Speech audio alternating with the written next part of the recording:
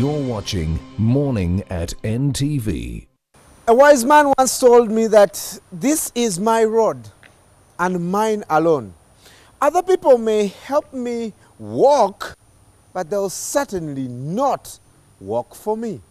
Welcome to Morning at NTV. If you're sleeping, get up. Someone might use off your butt and get work started, because here at NTV, we are ready to make it work. As usual, most of you are ready for the question of the day, and I'll gladly oblige. Take it away.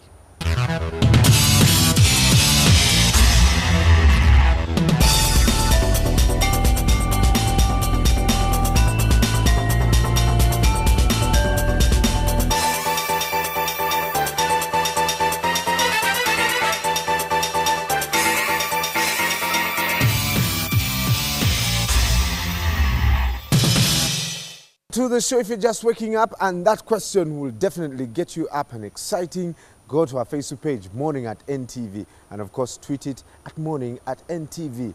A very important question I've been tweeting, and most of you are asking, download the NTV app. If you have a smartphone that is Android, strictly Android, please feel free to go and download the app, and it can become your sitting room, your salon, your toilets. As you're doing your thing, you're also doing your thing here. Take us wherever you are and watch us. And of course, every day at 6 p.m, we'll be giving out a motorbike in the next 100 days as we celebrate 8 years. So make sure you please join us as we change the face of quality broadcasting and entertainment. Now, in a couple of minutes, you'll find out why this beautiful creation. I'm excited.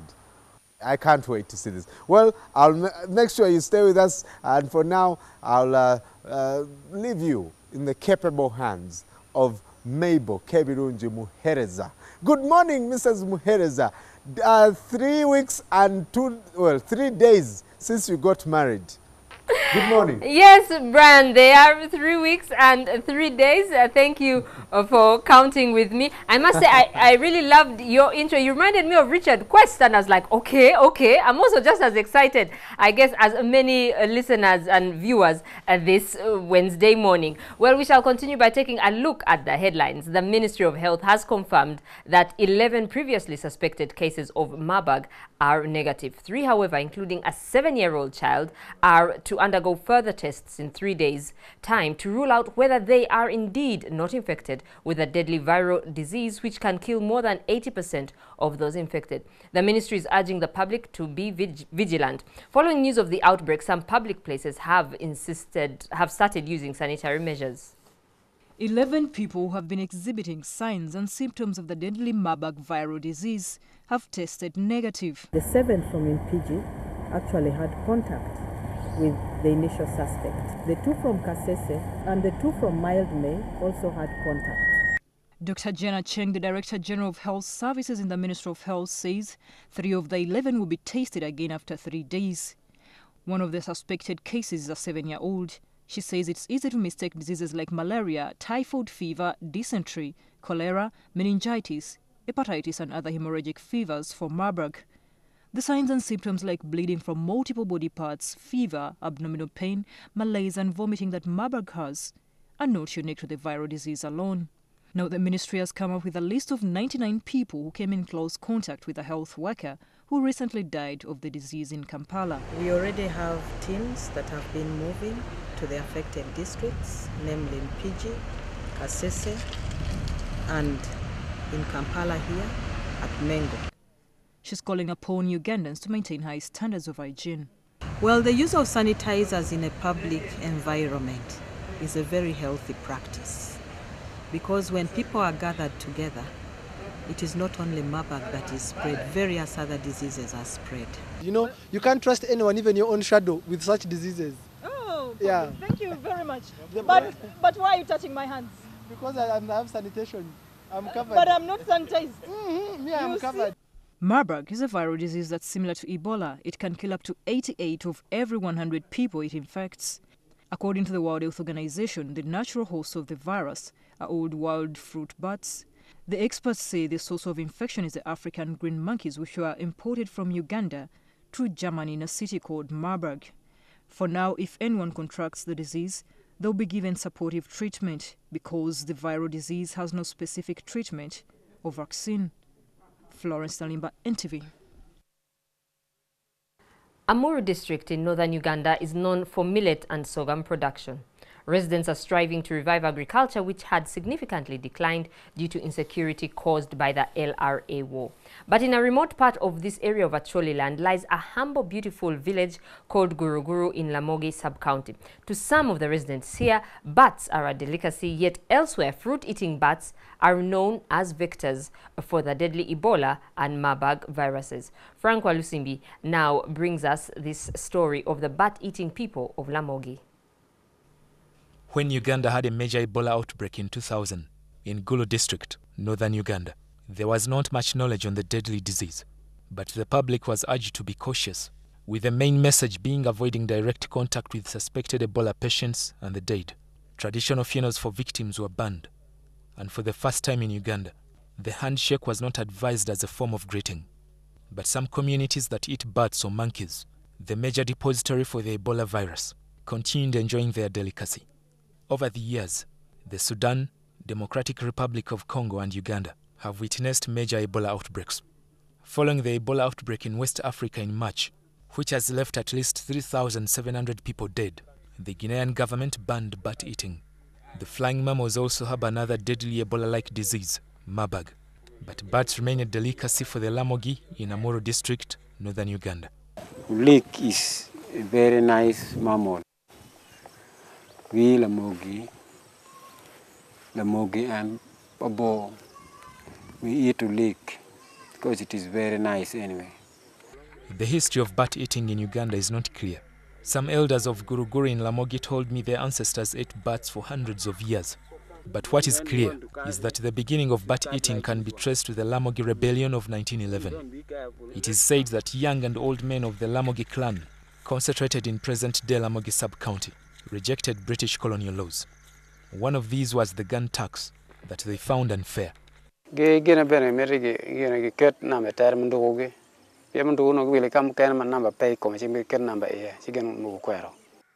Lamogi then launched a civil disobedience campaign from Guruguru Hill and camped in the caves. The British snuffed out the rebels using dangerous gas that suffocated and killed hundreds of Lamogi, effectively ending the rebellion. The survivors were jailed. But before the defeat, the rebels had run short of food and water while in the caves.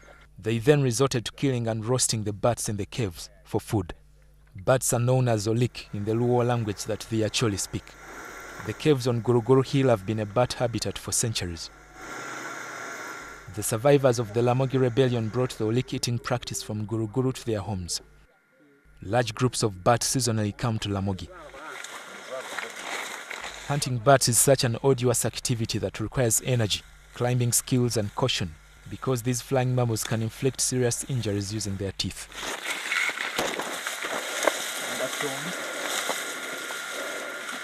A hunter usually embarks on the expedition before 6 p.m. The bats are mostly trapped as they fly out of the caves to start their nocturnal feeding routine. The hunter has to bypass this slippery rock to access the cave entrance. He uses tiny sticks tied in a bundle to hit the mammals from above and disabling them. The day we accompanied this hunter, we were not lucky. The bats flew out before we could get to the entrance.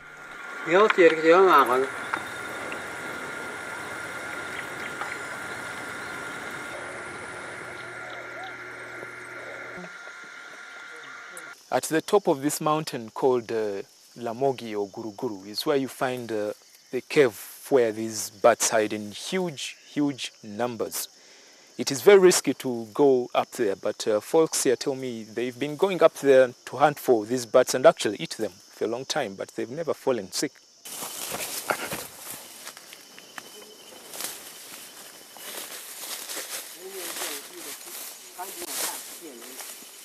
Preparing olik is simpler than preparing conventional meat. The man helps his wife break the wings and necks. If not immobilized, the mammals can fly out of the saucepan and not into the fire, but out of the kitchen. So the fractures will keep the lamogi delicacy in the saucepan as they get cooked. The tester, we don't remove. The tester is a very nice one, and it contains mosquito, white ant, and some small insects here. Once ready, the butts are struck onto sticks in dozens for smoking. The smoking reduces the fur. This butt is ready for eating, but it could be cooked further in simsim and groundnut paste.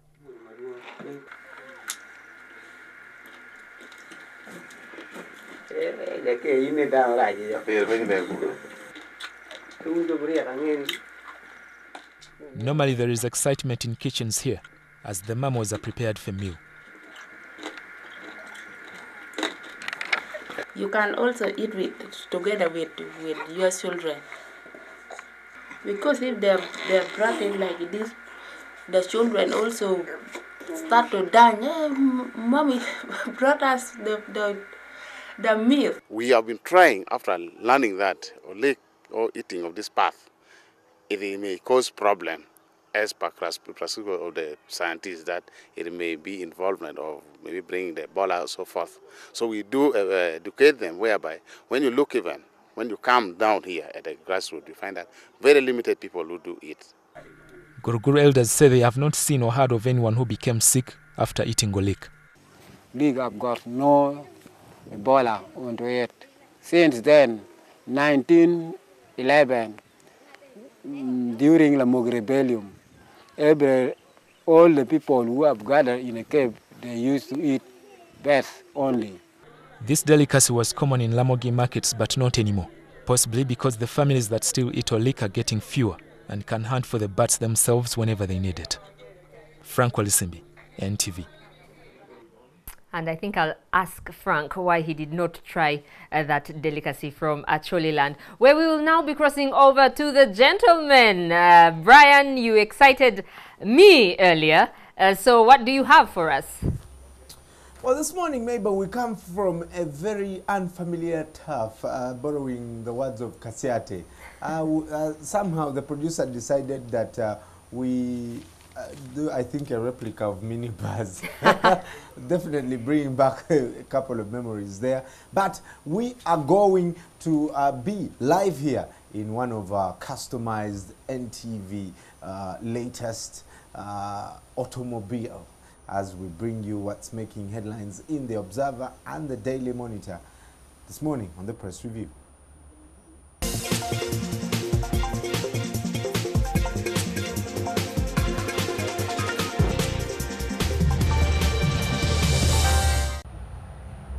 A very good morning to you. It's the 8th day of October, and this morning we wake up to the headline that NRM is planning to break Amaman. There's a huge plot on how to do that. But before we get into that, joined by the two suspects, Joel Senyoni in the back seat. You remind me of backbench. You know, let me tell you the positioning of how we are. Simon Kasate is the driver, you're the conductor, I'm the passenger. Like a boss. Like a boss. Morning, gentlemen. Morning, Brian. How are you doing? I'm awesome. Like promised you, your Codro jacket. I promised. He says the full Codro suit is on Friday. On Saturday. On Saturday? On Friday. Ah. And the last I checked today is Wednesday. Okay, so it's just one of those fashionable putting on a blazer that's a bit different from the trousers and matching it up with my chino khaki pants, and of course to go with my tan brown shoes and matching socks and belts. So actually a Codro jacket is not, it's still in vogue.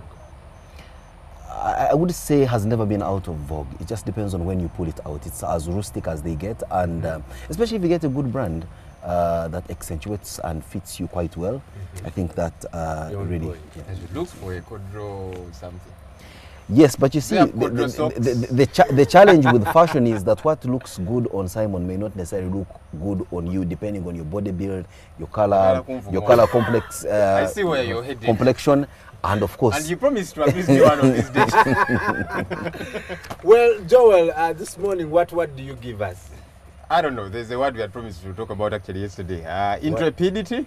Intrepidity. Intrepidity. It means valor. It means courage. It means bravery.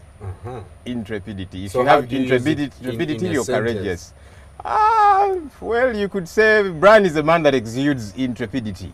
But in your case, I imagine you exude, you're a timorous guy. Okay, we'll look at timorous tomorrow. Well, those 11 suspects that were yesterday reported to be suffering or having been attacked by the deadly Marburg virus, we are getting news from the Daily Monitor this morning on the front page that all these tests have come out negative according to the Ministry of Health. This comes in as huge relief and of course good news to this country, where only one person with Marburg had almost made us believe that we had an outbreak. An outbreak with one person. It's interesting. There's nothing related to Amama Mbabazi on the front page of the Daily Monitor, except for the Observer. So times are slowly but surely beginning to change. Well, maybe because the headline story on the Daily Monitor is, we had to get it. But it's very strange. He loses his father, does not come home. It's going to be a very long time till he probably sees the remains of his father. The remains of the grave? The grave of his father. And what's interesting, though, is that the president and, the father of General Sejusa remained friends even when the son... Yeah, why not? Brian, if you have siblings, for example, or cousins, when you have issues with them, they should not trickle down to the children. So it makes sense. It makes sense. But you talk about him returning, I don't know. Assuming he is on... a good agenda.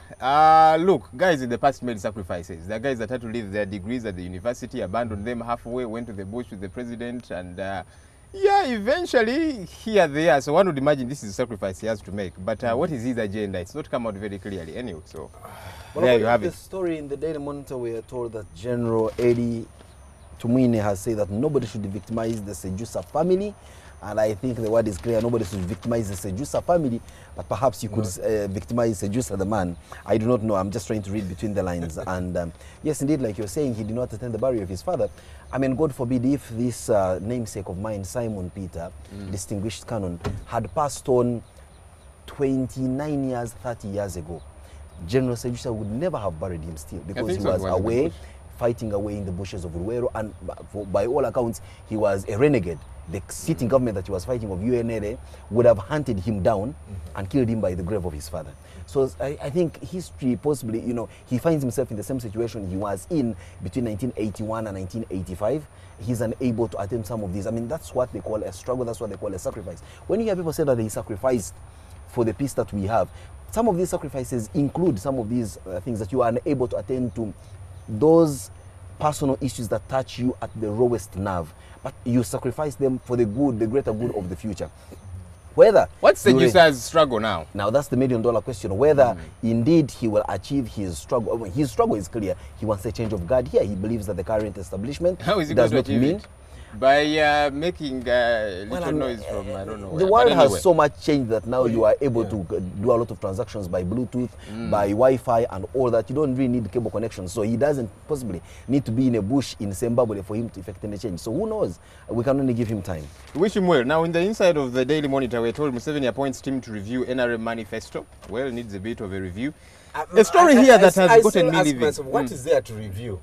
Well, I feel like it's been the same manifesto since, the first election here. The more reason they should review. Challenge is they review and they keep it the same. I don't know, stability, unity, and But if they are very, genuine about the review and so on, then there are changes that need to be made. Are they biting more than they can chew? 2 years to the next election. We're looking at the manifesto 2011-2016. So if they review this and take 1 year reviewing it, then when do they have the time to actuate what they're putting on the ground? I see a team of very busy people in all accounts. I mean, I see the Honorable Frank Tumwebaze on that team, the Honorable Rose Namayanja, who's the government spokesperson, and the Minister for National Guidance. We see the Chief Whip. And clearly, these people have got a lot more on their place. I mean, the Chief Whip should be doing what is reported in the Observer on the steps of breaking Amam Baba's back so that he becomes Secretary General. So, but you see, I have said it here again and again that you see in this country we have politicians that are not leaders, not statesmen. Because you see, Politicians are more concerned about the next election. And leaders, statesmen are more concerned about the next generation. So for many of our leaders, the moment they are sworn into power, they now begin to strategize. How do I win the next election? So little wonder, we are the way we are. You see, that wouldn't be a problem, strategizing how to win the next election. Well, concentrate more on if you deliver on the promises of the previous election, then you automatically become the winner of the next election. So maybe you say their modus of planning for the next election is devoid of the fact that if you deliver on your promises of the previous election, you become an automatic winner for the next election. But then again, what is wrong with you serving for I don't know how long? Because you see, if the concern is I need to keep in power, there is a problem with that. You will do anything and everything to keep there in. But when you get there and say, look, let me serve. If people appreciate and they give me another time, good. If they don't, it's okay. I'll have run my race. You see, again, I refer to what I always tell you here, that the people get the kind of leaders they deserve. You expect our leaders to take care of the next generation. When we as a people do not take care of our next generation, you have guys going all over the place, hiring children, 12 children, and appealing to state help. Hey, government, Nyambe. You are bringing life onto earth, but you know you are unable to feed for it. Are you taking care of the next generation? You are drinking a bottle of mineral water, and afterwards you just throw out the to block the drainage chain, knowing that this will affect the next generation of Kampala dwellers. You are not taking care of the next generation. You are stealing money meant for young children suffering from all sorts of ailments so that they do not grow and become the next generation. Flash card for using money so at the end of the day, but you see, our leaders are a reflection of who we are as a people. But not in totality. And I think it's high time we as a people begin to change. And you see, the moment you begin to change, when yourself do not exude the qualities and characters of a certain leader, then you begin to demand more of them. And the more we have people who are have a sense of self-righteousness, shall we begin to hold the kind of leaders we put in place to account, or even find better leaders who reflect our own aspirations? Oh, the leaders. I like to imagine you are a good citizen in this country. You do your best, you pay taxes, you take care of your family, and so on. And so the statement of we get the kind of leaders we deserve, don't you think you deserve good leaders? You're doing your best as a citizen. You see, so in totality, there are many Ugandans. I as Kasiate, will vote out Kalumba, for example, which I will surely do. So you should be demanding. The other people so if you're demanding for better leaders and somebody says, no, you're having the leaders that you deserve, that's not right. But you should be offended by that. That's exactly my point. You see, I as Kasiate, with my sophistication and whatever it is, that sense of exaggerated self-worth, I will vote out Kalumba for sure. And if he's watching, he had better be sure that one of the votes he won't get Nakawa is me. But you see, there is 1 million other Nakawa residents who are not like me, who think Kalumba has done a very tremendous job. The roads are dilapidated, there's no services to the people of Nakawa, our little health center in Kiswa is going to rot. For them, they think Kalumba has done it. They see it, but all they'll need is a kilo of sugar and a bar of soap, and Kalumba will deliver. Absolutely. So for me, that is what breaks my back. So perhaps I need to get a critical mass of Kasiates who begin to say, do we actually, as a cosmopolitan constituency called Nakawa, deserve a villager for an LC3? Now you're getting to the point. So you get those other Kasiates and say, we deserve better. So you need to the kind of leaders we have are not the ones who deserve. And I think I have done some kind of mobilization. Please, people of Nakawa who are watching me this morning. So we are going to judge you Simon after next election. After the next election. If I lose too, but I mean, I'm sorry I'm using national NTV to carry out a personal campaign, but honestly, people of Nakawa deserve a better LC5. That's the point now. We deserve better, not the kind of leaders we have. Well, the kind of local leadership. Well, Kasete calls this, what do you call it? Marketing genius. Uhuru flies to ICC. Master stroke of PR genius. Uhuru flies to ICC as an ordinary citizen. That's not true. I was talking to one of Peter here, and Peter says these guys, whatever his PR team is, consisting of, have made him likable now. Kudos to He's winning the next election, regardless of what ICC PR is called Manua Esipisu. Yes, let me read. Good job. Who was, head of communications at the Commonwealth until recently. So you can imagine, this is Uhuru who comes into power and picks the best of Kenyans that they are all over the world. Manua Esipisu was at the Commonwealth, superintending over my very good friend Julius Muchungs. I'm sure you know that he's in there. And the moment he becomes president, he appoints him to become his head of PR. But guess what? Manua Isipisu took over from a Ugandan and the Commonwealth, Joel Kibazo. Joel Kibazo cannot get a job in Uganda here, simply because people don't find him astute. And guess who is now employing Joel Kibazo as head of communications and PR? The African Development Bank. We have tremendous brains in these issues. But somehow, the kind of people they give these jobs. Let me read to you the quote of the day. This is President Uhuru Kenyatta on his ICC appearance. He says, "Let it not be said that I'm attending the status conference as the president of Kenya." Gentlemen, I beg to disagree. I think, yes, Uhuru has done quite a bit. He's running a meritocracy. He's appointing people based on merit. You look at his cabinet and so on. And that is good. But you see, this whole stance, it is actually, I think it is foolhardy if we, in its entirety, believe it is not an ordinary citizen, for goodness sake. When you look at the personal secretary behind, he only went with the wife. It does not matter when the and president he had to goes, hand over to Ruto. Yes. but you see, Ruto is acting president. When you read the Kenyan Constitution, Article 134, subsection 2, talks about what's your problem. No, I need that constitution. Okay, you better look for it. Then you should look for it. No, you may be lying to us. You may tell us second mark chapter. But you see, Uhuru Kenyatta is still the president of the Republic of Uganda. And by the way, even when he goes out of the country for any other, whether on holiday, to the UN and so on, there is an acting president. It's the same case with us here. But you see this whole PR of now, you see, I'm not going as the president and ordinary citizen and, you know, well, But Joel, at the end of the day, ICC... ICC is trying ICC is trying Uhuru Kenyatta, the president of the Republic of Kenya, not a Kenyan citizen. No, let's not be hoodwinked about and this. I think we need to separate those two. Uhuru, whether he said machinery Ruto didn't or even not. swear in as president. Who? Ruto. He did not swear in as president. Actually, there's a Kenyan human rights activist that wants to sue, I think, the Chief Justice, and he's saying that Ruto should be sworn in because Uhuru resigned, but he did not resign. He just did the ordinary, except this time he did it formally before cameras and so on. Yeah. But anyhow, I think it's a step in the right direction. Let's see how it goes. Well, maybe let's look at it from an African perspective. You know, when my father passed on, I became heir. My father. I became head of the family by virtue of that positioning. But to a large extent, I never became husband to my mother. But well, I did titulary. But that did not mean that I should go ahead and consummate the relationship. In other words, make love to my mother. You understand? Eh? Yes. So Ruto does not have to stand on the podium and swear that oath of allegiance when there is a legal instrument that has been signed by the president to allow for an acting president. Anyway, whatever because cannot appoint ministers, whatever the semantics, I think for me there is a story in the Daily Monitor that touches a raw nerve. Oh, yes. A pupil 10 years old who's locked out of class for having HIV. This is a pupil whose parents did pass on from the deadly virus. And a school in Palisa, Narufenye Primary School. I see I would have gone ahead to the campaign this school, but you see what is left of this school to the campaign. When you have a headmaster of the school denying and trying to blame the press and saying we do not believe in the lies of the press, aren't you lucky, one, that you are this school Narufenye? When would it have seen the light of day in a national newspaper? And why should it see the light of day in a national newspaper? For doing the wrong thing. What is wrong? You activists who are always marauding in Kampala, throwing pigs all over the place, don't you find this a very important point, that you should now pack your bags and go to Palisa and demonstrate in front of this school and tell them that this level of stigma has no place in the 21st century?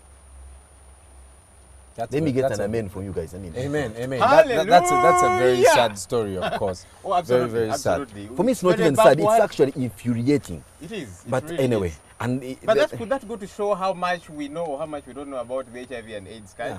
Well, you can actually tune in later in the show. I'm going to host Dr. Sabrina, who established the first teenage clinic for young people, and she'll be helping us understand how to manage HIV among young people, and also help older people understand that, especially when a child is born with HIV, there are things you have to do. Okay. All right. We know how. There is an interest. All right. Oh. Well, there you are. You can go ahead and share with us what you see. It looks like you're reading from the same page. Yes, she was going to talk about Betty Bigombe. She's taking on a UN job. She's been Minister of State for Water and Environment. Let me quote Norbert Mao here.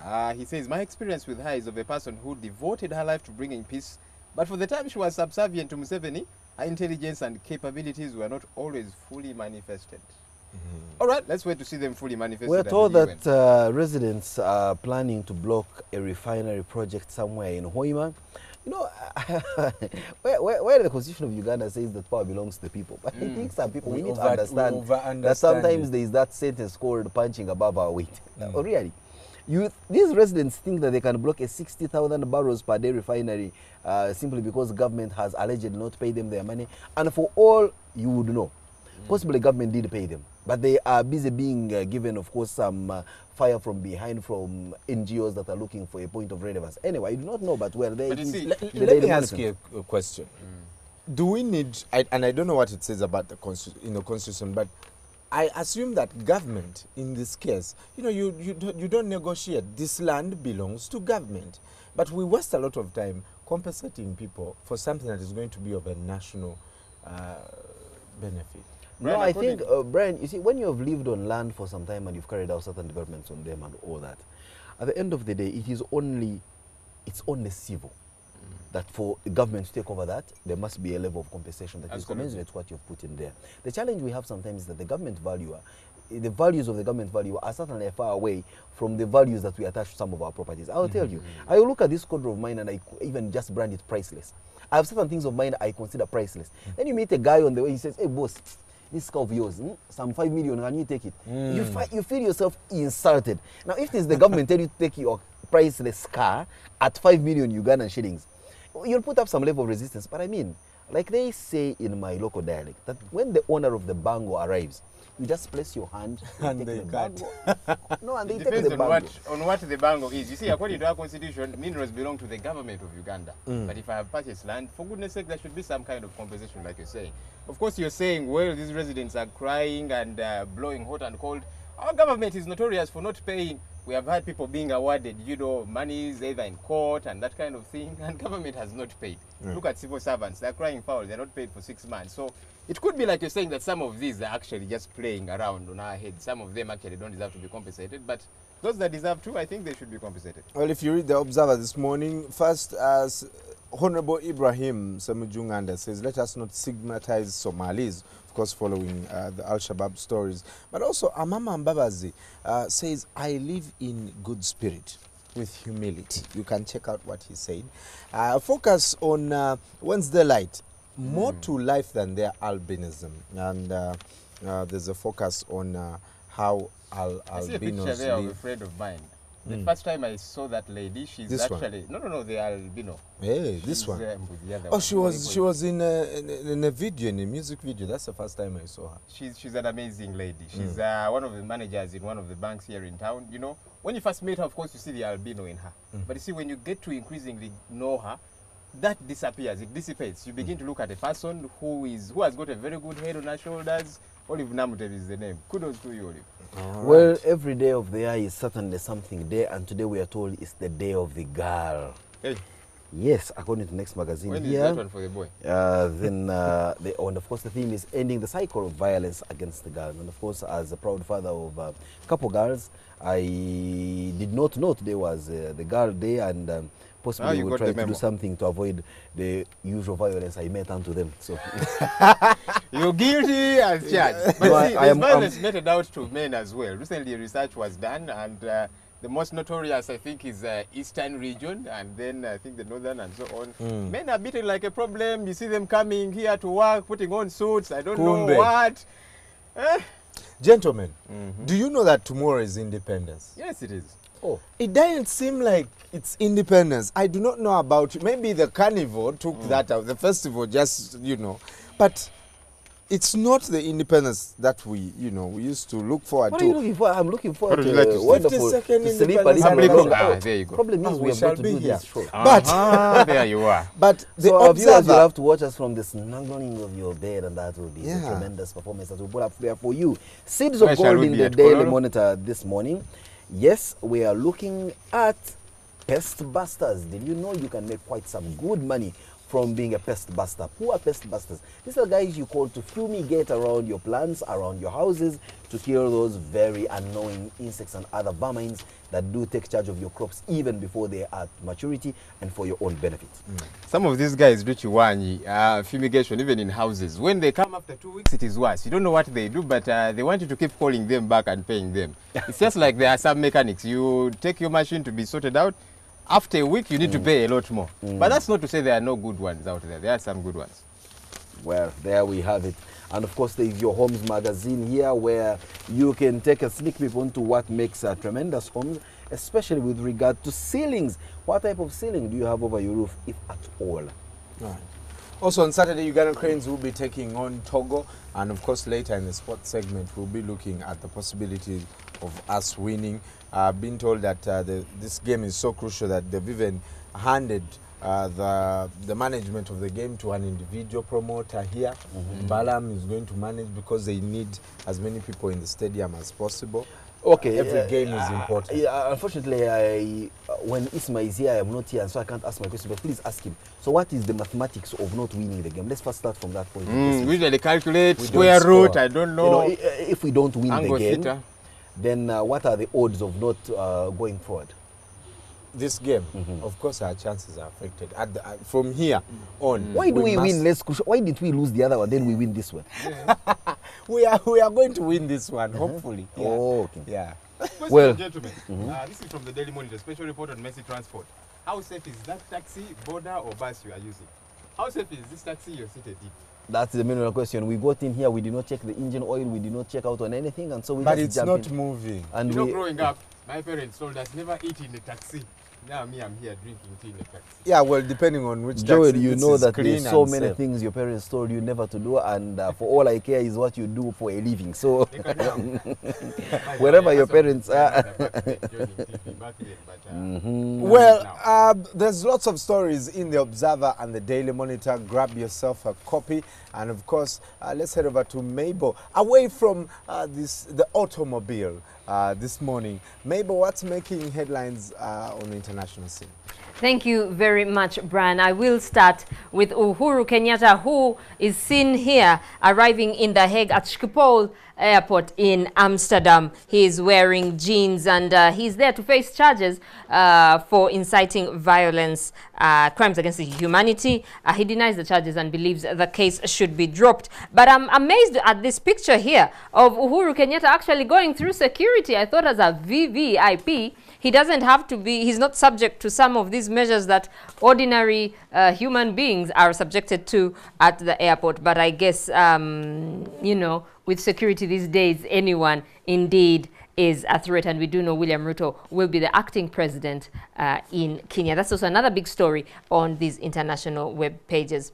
Now, still in Kenya, a Kenya court victory for transgender activist Audrey Mbugua. Now, this lady was born a man, and she actually took the country's education authorities to court in order to change the name on her school certificates.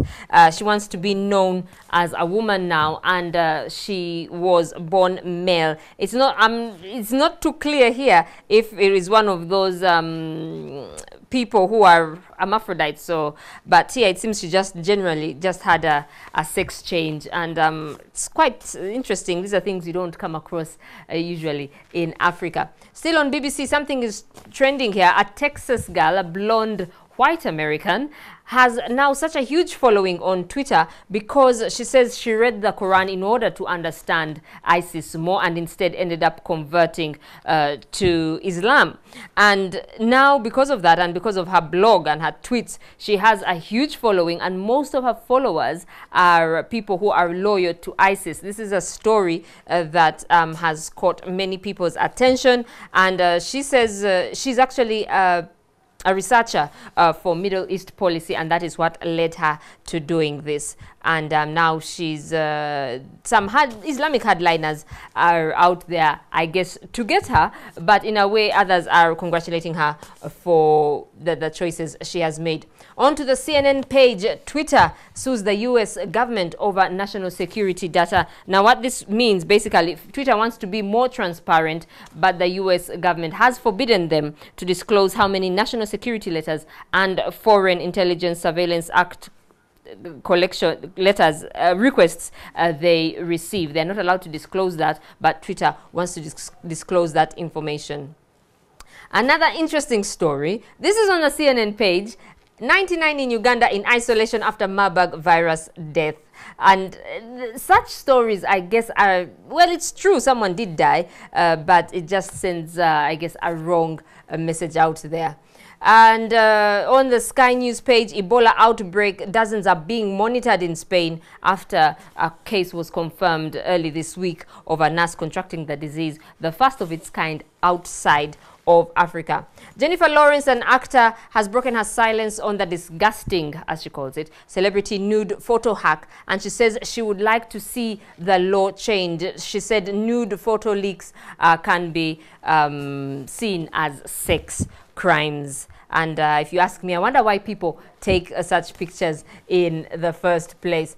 And light bulb moment, low energy LED bulbs have won this year's Nobel Prize. A picture here of Japanese-born U.S. citizen talking about the laser in a lab after winning the 2014 Nobel Prize for Physics at the University of California, Santa Barbara. And they invented a new energy-efficient and environmentally friendly light source, leading to the creation of modern LED light bulbs. That's all we had for you. Morning at NTV will continue.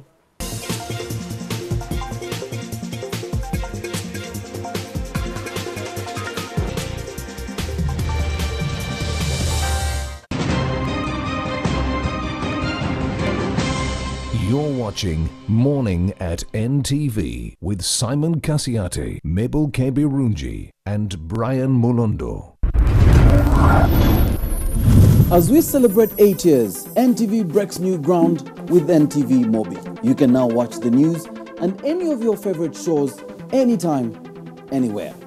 And to celebrate with us, text the unique code which will appear on your screen to Code 6 to enter a draw and stand a chance to win loads of gift hampers. And it even gets better. We have a grand prize of 100 motorbikes to give out in 100 days. NTV, we are definitely turning on your world.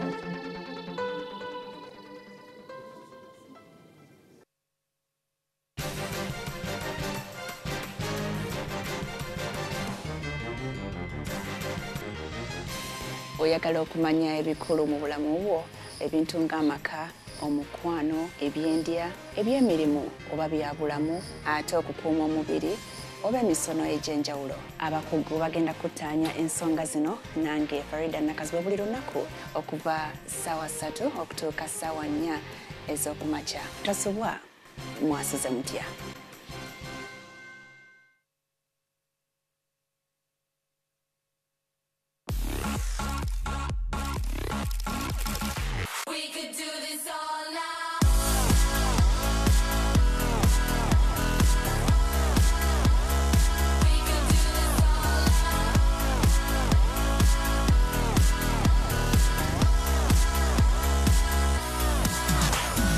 Guess what show just won Best Entertainment Program? Log in for the glitz and glamour of Kampala's most flamboyant people and events. I'm here today for Coco Fingers video shoot. Big up NTV, thanks for the support. Log in, ndiwa nole ronzi zeko kakasa.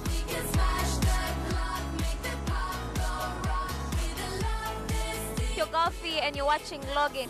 Don't touch that dial, you know what I'm saying. It's Log in. We could do this all night. We could do this all night.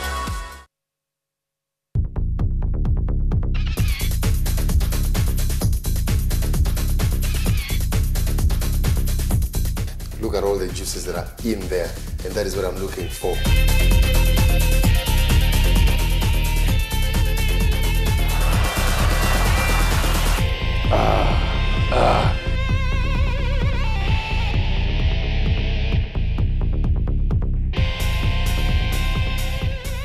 My goodness, look at that.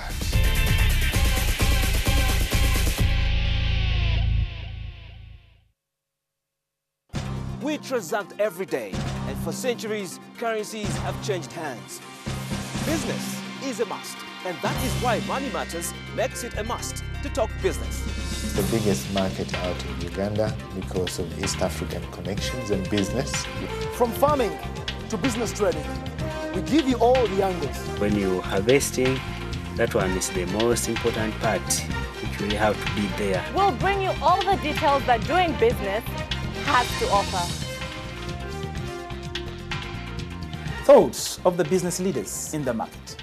The airline industry doesn't operate like any other industry, where you go in and buy a shirt and this shirt is 20 shillings today, it will be 20 shillings tomorrow, 20 shillings. The analysis of the costs and the income in the industries. From wherever we are, we talk business, and at Money Matters, where money indeed matters. Business is a must. So, don't miss talking business with us every Thursday only on NTV.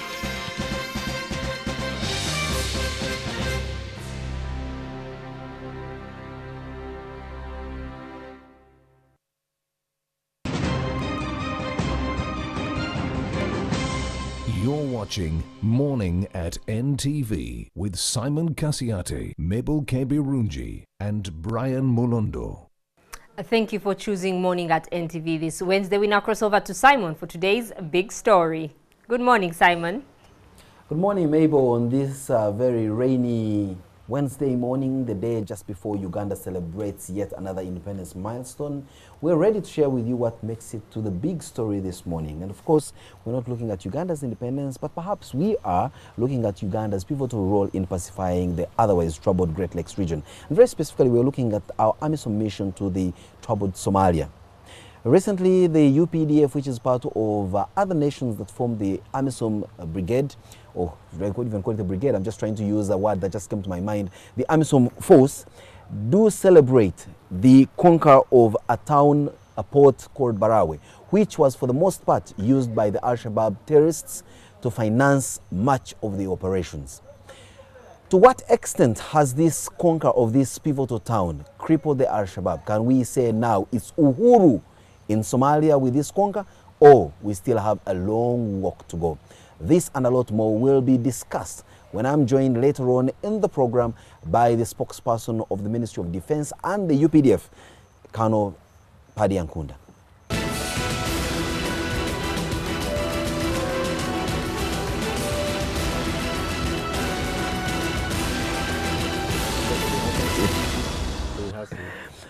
Well, welcome back. It's the big story session of the Morning at NTV program. My name is Simon Kasiate. This morning we are looking at UPDF's presence in Somalia as part of a huge AMISOM force. And yes, there's a celebration going on in their quarters after the trouncing of this very pivotal town of Barawe. That was for the most part a port city where the Al-Shabaab ran roughshod. They collected taxes, they had their Sharia law running, and everything went on as indeed they wished. This is what has now come to the forces as the latest acquisition. Good morning, Paddy, and welcome to the show. Good morning, Simon. Sorry for putting you up in an omnibus and having this discussion with you, but I want to believe that you will find this more comforting than those trenches that normally you are in as a part of the military exercise. Well, I'm a soldier in the end, so exactly. I have no problem. We should have done this in the rain, because after all, I do not fear the rain myself. Give me a chance to give it back, to take a shower. Now, let's start from this massive acquisition that AMISOM, of course, under the serious leadership and stewardship of the UPDF, they acquire. To what extent does it cripple the Al-Shabaab? Well, I think to a great extent. First of all, the port city of Barawe, in terms of ranking, was the third most important town after Mogadishu and Kismayo. I think my latest estimates show that they were getting in the range of about $4 million in every year. Taxes? In taxes, through the trade they are conducting, through all the various pirates and all sorts of things. But now it has fallen. The Al-Shabaab is more like the proverbial amoeba, that when you expect it to be cyclical, then you find it square. When you think it's square, you find it triangular. When you think that you've rooted them out of a certain place, somehow they rise up like the proverbial phoenix, or they're like a hydra. You chop off one head, another head sprouts here. Isn't that a tiring exercise that may possibly make the AMISOM mission an eternal mission in Somalia? Well, you see, that's the nature of the beast. That's the nature of terrorism. It changes shape, it adjusts accordingly, it attacks the weak points. Now, we are seeing a transformation, a transition from the former Al-Shabaab that would stage a fight into an Al-Shabaab that is organized in sleeper cells. They are called amniyats, so that they are able to conduct very stealth operations and attack the weak points. So I know it's not over And yet. as AMISOM, of course, having realized that nature of the beast, how would you position yourself to be like in conformity with Newton's third law of motion? For every action, there should be an equal but opposite reaction. Well, we have adjusted now. We have adjusted accordingly. AMISOM now has at least, I think, 6 sectors, so that we can spread over the area and be able to root them out where they are. But you see, the most important thing is that these guys operate in towns. They're not used to conducting operations in There's jungles. nothing else. There are no jungles. The place is There are no jungles. So well, in some areas, they could find cover, but they are not trained to fight there. So they have to be in areas where there are people. Why that makes it difficult for us to deal with To them. what extent they make it difficult for you, especially we've got an orientation for bushfighting like you have done for the last 28 years and before when you're still the NRA and No, Simon, we've adjusted. I mean, we've been there for now 7 years. 7 years is a long time. Our soldiers have been going through pre-deployment training that adjusts to the terrain, to the environment that is there. Urban warfare. In fact, now we have a whole lot of soldiers who are capable of fighting in cities. You can imagine. Are you sending out a threat to those of us who try to stage demonstrations and a few skirmishes around Kampala that we stand warned and will be crushed? Well, that's not what we are trained to provide. We are trained to protect people. But you see, protection has a method of implementation. If people do that, we go there. You handle them. Paddy, you fight alongside the Somali forces. Yes. And of course, we know that the European Union, through their training mission for Somalia, was training the bulk of them from Uganda for some years, and now they moved camp to Somalia itself. To what extent has this change of camp affected your operations positively with regard to the fact that now they are able to train more locals and send them out to the theater of war? Well, I think it has helped in a way that you're now training from the environment in which these guys grew up from. But then you're able to span out quite a huge number. That means that over time you'll have the critical mass of soldiers who are Somali able to pacify their own country. Oh yes, and do it on their own. And do it on their own. For us, we do the mentoring. And that means eventually there will be a gradual pull-out. Oh yes. Perhaps that leads me to my next question of when do you expect this mission to honestly come to an end? Because, I mean, 7 years for one mission, it looks more like an eternity.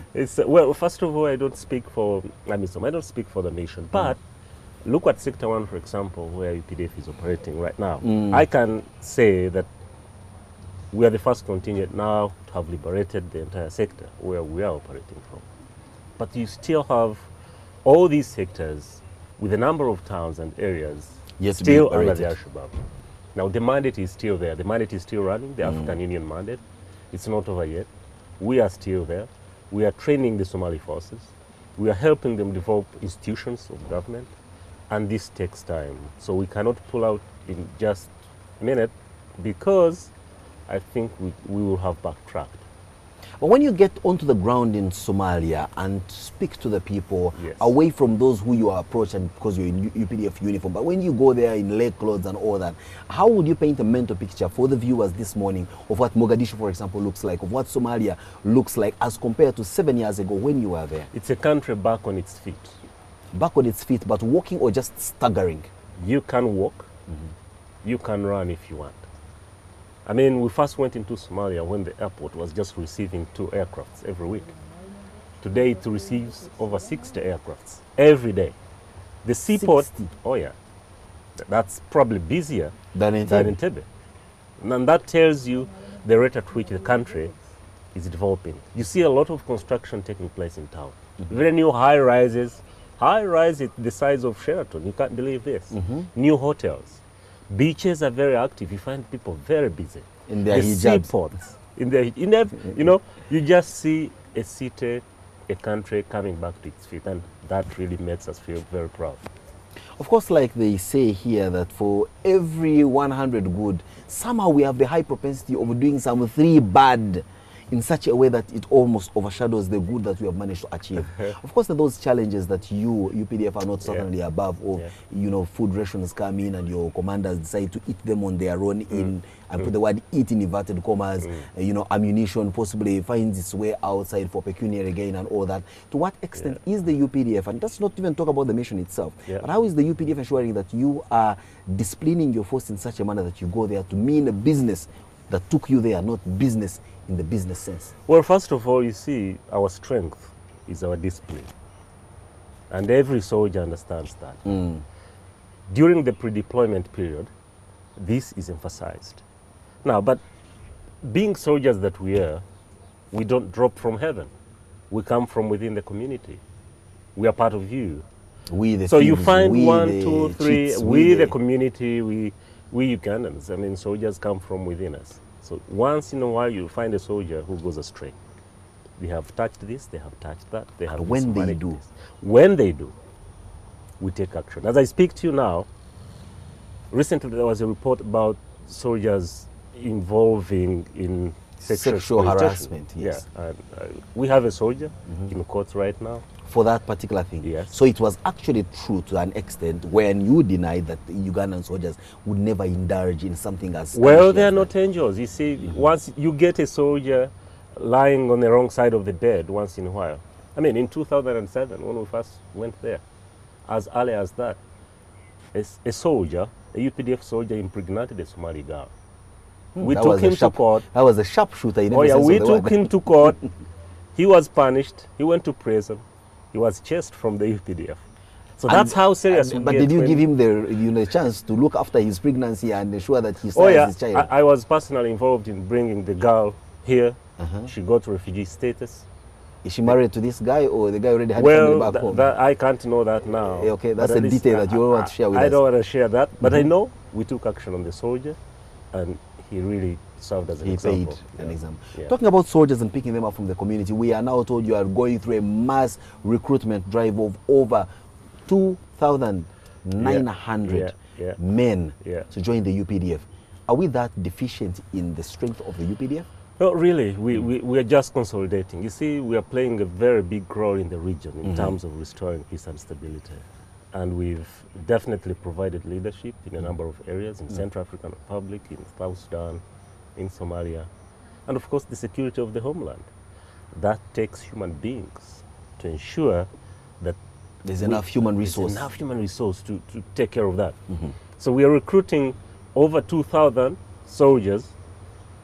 It's already budgeted for, and we're just reinforcing our numbers. So what about on the top? You seem to have many generals and other high-ranking officials that possibly seem to have run their race. Yes. What is the, if you're having an input, would want also to see a dignified output. Yeah. To what extent are you letting go of these at the top so that you can create enough space for career growth and development like yourself, so that next time you're on this show, you possibly have a red collar and things like that? I get that.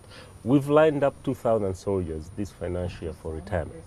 Oh, so recruitment is over 2,900, retirement is 2,000. And that's the beauty of our institution, that we let in, we let out. I can tell you, however, that we have tens of thousands of our soldiers who retired a long time ago and have not been paid their benefits. This is not the problem of UPDF. It's the problem of government. It's the problem of budget. So it's also not proper to continue retiring people when they can't be paid their benefits, because they will go out there, they will be disgruntled, and that's not what we want. You do not know what they are can be a capable cause of of insecurity. We don't want to see that. So government has to pay up and thank these veterans. It's very important. You see, Paddy, as we conclude this program, oftentimes when we're gloating about our pivotal role in the region, in pacifying the region, how we are playing out in the theater of war in Somalia and other places, South Sudan, Eastern DRC and the like, there will always be whispers of people saying this is a mercenary force. We're just going out there to make some money for some guys. We don't do this for the good of country. We don't do this for Pan-Africanism. Again, and this question has been asked you over and over again. I can almost recite for you what your answer is going to be. But allow me put it to you once again. There is a certain school of thought which is not convinced that what you're doing in Somalia, what you've done in South Sudan, what you continue to do inside there is actually for pacifying this region, but rather you're going there for military bullying, trying to propagate President Museveni as the cuckoo, as a bang of some sort. We don't do that. UPDF has no intentions whatsoever to create a military hegemony in this region. Secondly, we don't export militarism. Why should we? We export the good values that we have. Okay? So, and in fact, we are very thankful to our detractors because they make us so strong every day. Now, Paddy, you are sinking into the realms of a wonderful PR. No, I'm trying to say machine, because you're giving all these nice, high-sounding statements of UPDF has no intention whatsoever of exporting military hegemony in the region. That's the point. Break it down. I mean, why wouldn't you? Why should we? We are there for a Pan-Africanist cause. We can't be an island of peace in the region. If we have peace, Congo doesn't have peace, South Sudan doesn't have peace, we can't have peace, sustainable peace. If we want business to thrive, then we must make sure there's a secure environment in which it can thrive. In South Sudan, for example, before the conflict broke out, we were getting over $400 million. When the conflict started, that exponentially dropped. It went below half. That's not what we want. So we are part of the big national picture. interest, Absolutely. as opposed to pecuniary interest of your leaders or perhaps your commander-in-chief. You got it. A very final question, Paddy. Let's get down to the local turf here. Of course, we are now midway into an electoral term. We are looking at 2 years or perhaps even less to the next election. And many times whenever there is an election cycle, the UPDF is accused of getting partisan or getting itself involved in the murky waters of politics.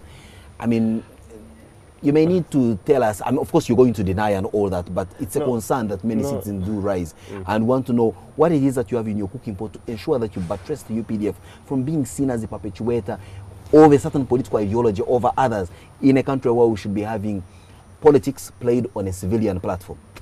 Well, first of all, UPDF will continue to remain non-partisan in order to ensure political sanity and ensure that we do not see guns drawn into politics, because that's where we get it wrong. Secondly, UPDF will remain cohesive, because that's where countries get it wrong. When politics go bad and the forces are not cohesive, you get factions. This is what we saw in South Sudan. We don't want to see that here. UPDF will not play a partisan role in the forthcoming elections, but will contribute to election security if invited, if requested by the police. And this is the law, this is the constitution. So we will not... You have a guy that has not retired from the army, but who is now running all over the place, and he's now a renegade general. He is a serving military officer who you have not expelled from the army and who has not retired from the army. That is one way of military involving itself in politics.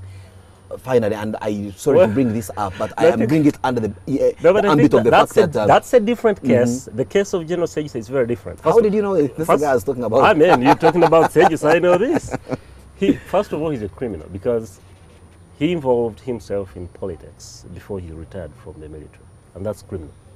Making political statements, mobilizing politically where he is even now, and he knows it. The law will take him on, and we don't want to see this from others in our military forces. We don't want to see this from others. So that's why I'm emphasizing that except when called upon to participate in providing election security and based on the law, that's when we can get involved. Paddy, it's always a pleasure, of course, hosting you on any of these programs that we call you for. And thank you always for being very insightful. Thank you. You speak so nicely. Question is, do we believe you? That is certainly for the viewers to make sense of. But otherwise, we do thank you for taking the time and being with us in this very unfamiliar turf and taking time off your otherwise very busy schedule to be with us on this wonderful morning. My pleasure, sir. Pleasure looking out for yet another opportunity to host you. No worries. And now let's take a short break. When we return, we'll be Simon Says.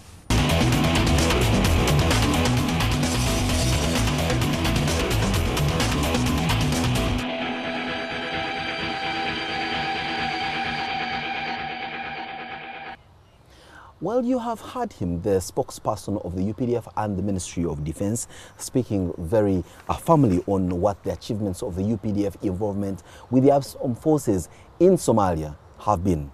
Of course, the pivotal port of Barawe, which has for the most part been financing the operations of the Al-Shabaab, is now firmly in the grip of the armed soldiers.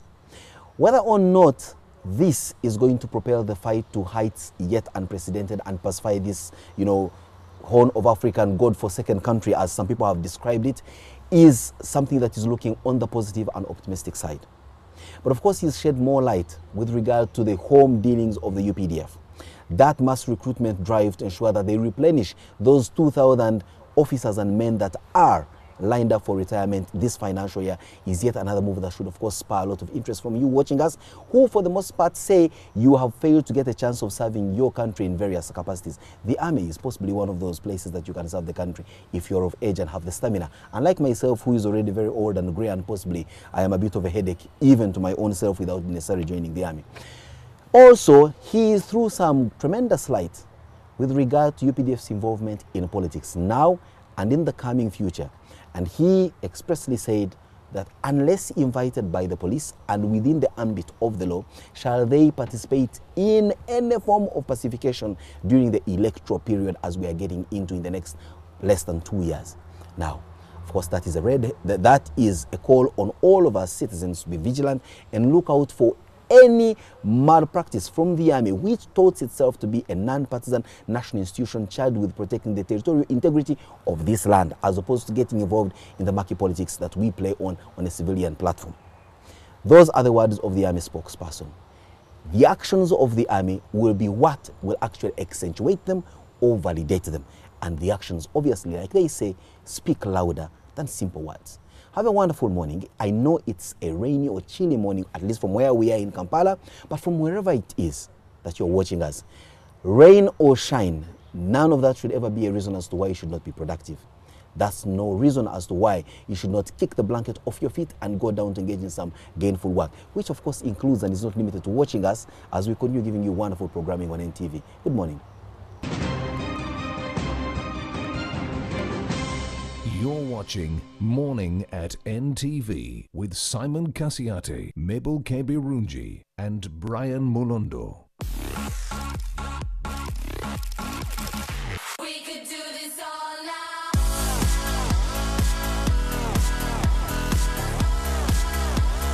We could do this all night.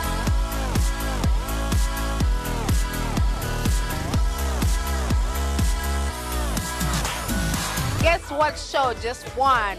Best entertainment program. Log in for the glitz and glamour of Kampala's most flamboyant people and events. I'm here today for Coco Fingers video shoot. Big up NTV. Thanks for the support. Log in. Ndiwa no lero nzize kukakasa.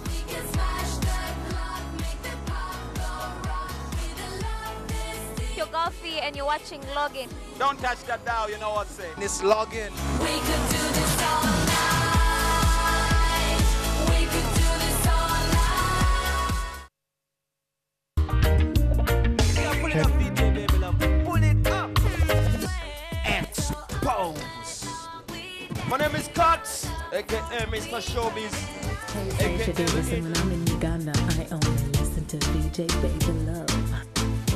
When you're dancing at the light, girl walk out, your body down no fly, your fingernail them no fear fly. You have a problem with it? No, I ain't got no problem. You don't use my mic, man. This is exposed mic. I go deal with you personally. XFB, it's officially back. Yeah, I'm in this heaty with cats. It's what we do, baby. Put UG on the map. Now come my walk. Now come my walk. Now come my walk. Now come my walk. Hey. Tadi Muganda yagala munne kututumuka abanyankole mweyagalidde mu Kampala abajja okulonda mwafuna mu bibanja mu Uganda I'm that dude, so they come and love it. You're going to start paying for watching Exposed. I wasn't born last night. I know these hoes ain't right.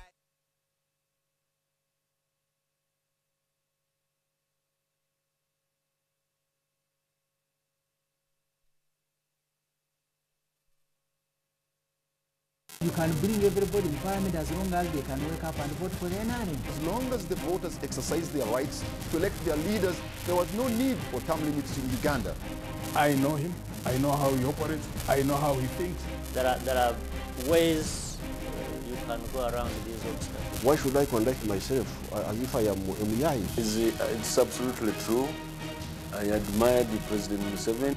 Is the ICC a fascistic code targeting African leaders? You cannot tell me that the whole trouble Kenya had revolved about only 2 individuals. The money is not in the budget of this financial year. You can't beat God. You see, God is polygamous also. Look at Jeremiah chapter 31. The security of this country will largely depend on the contribution that the people make.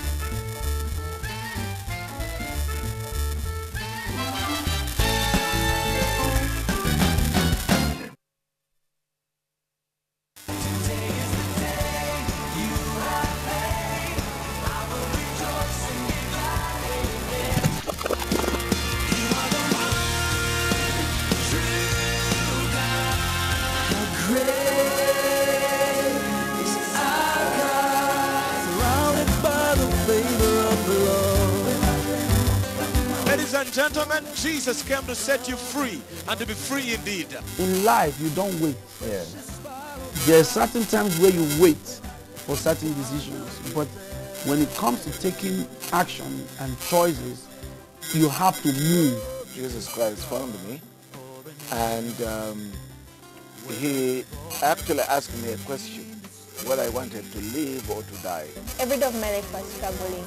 It's just that God has given me this kind of hope. GXP every Sunday only on NTV, your official inspiration station.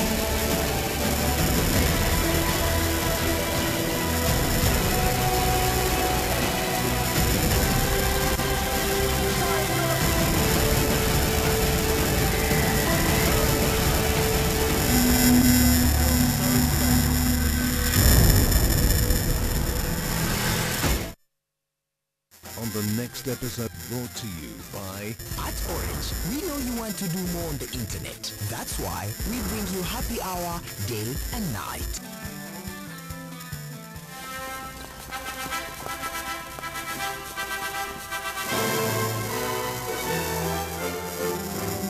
Okay, you want war, right? You got it. Where's the money? Where's the money you're supposed to give me so I won't talk? You have to find a way to get him out of there. Yes, before the outcomes go. I have something to tell you. Something important. Very important.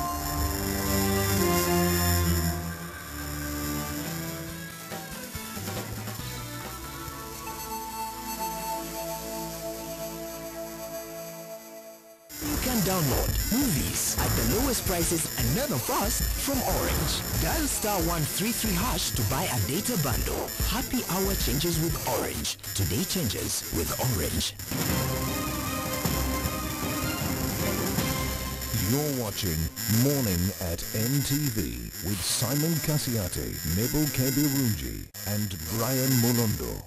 Welcome back from that short break. Now I'm liking what I'm seeing on Facebook here. We have Semukaya Vianney saying, with proof he's watching Morning at NTV. And we have a response from Okello Alfred, Big Fred, who also says he's watching. Well, thank you for watching and do keep it here at Morning at NTV. To some of your comments here regarding Pade Ankunda, who is a guest on Big Story, we have Nascom Culture saying good explanation by Pade, and we have Big Fred saying, do we still have our UPDF in South Sudan? From Gulu, I saw many of the UPDF lorries returning last night from South Sudan.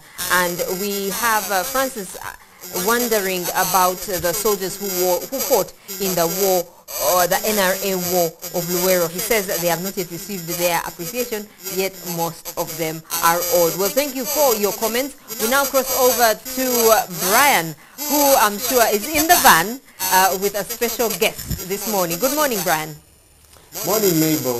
This morning is just too out of this world. I'm also sampling some of the comments on Twitter. And someone here saying that from the outside it looks like a small jet. And my guest also thought that we're in some army base or something because of Paddy Ankunda. Well, we're coming to you live from Kampala Serena Hotel, of course. And like I told you, innovation and creativity is what drives us. Tired of the old boring studio shows? I'll mix it up this morning. And we are live in new NTV mobile, and that's how we're going to do this for this morning. Now, shocking statistic: more than 500 girls get infected with HIV every day. That's in 10 days, 1 million girls will have HIV. What should we do about that? Dr. Sabrina Chitaka this morning is going to help us understand this.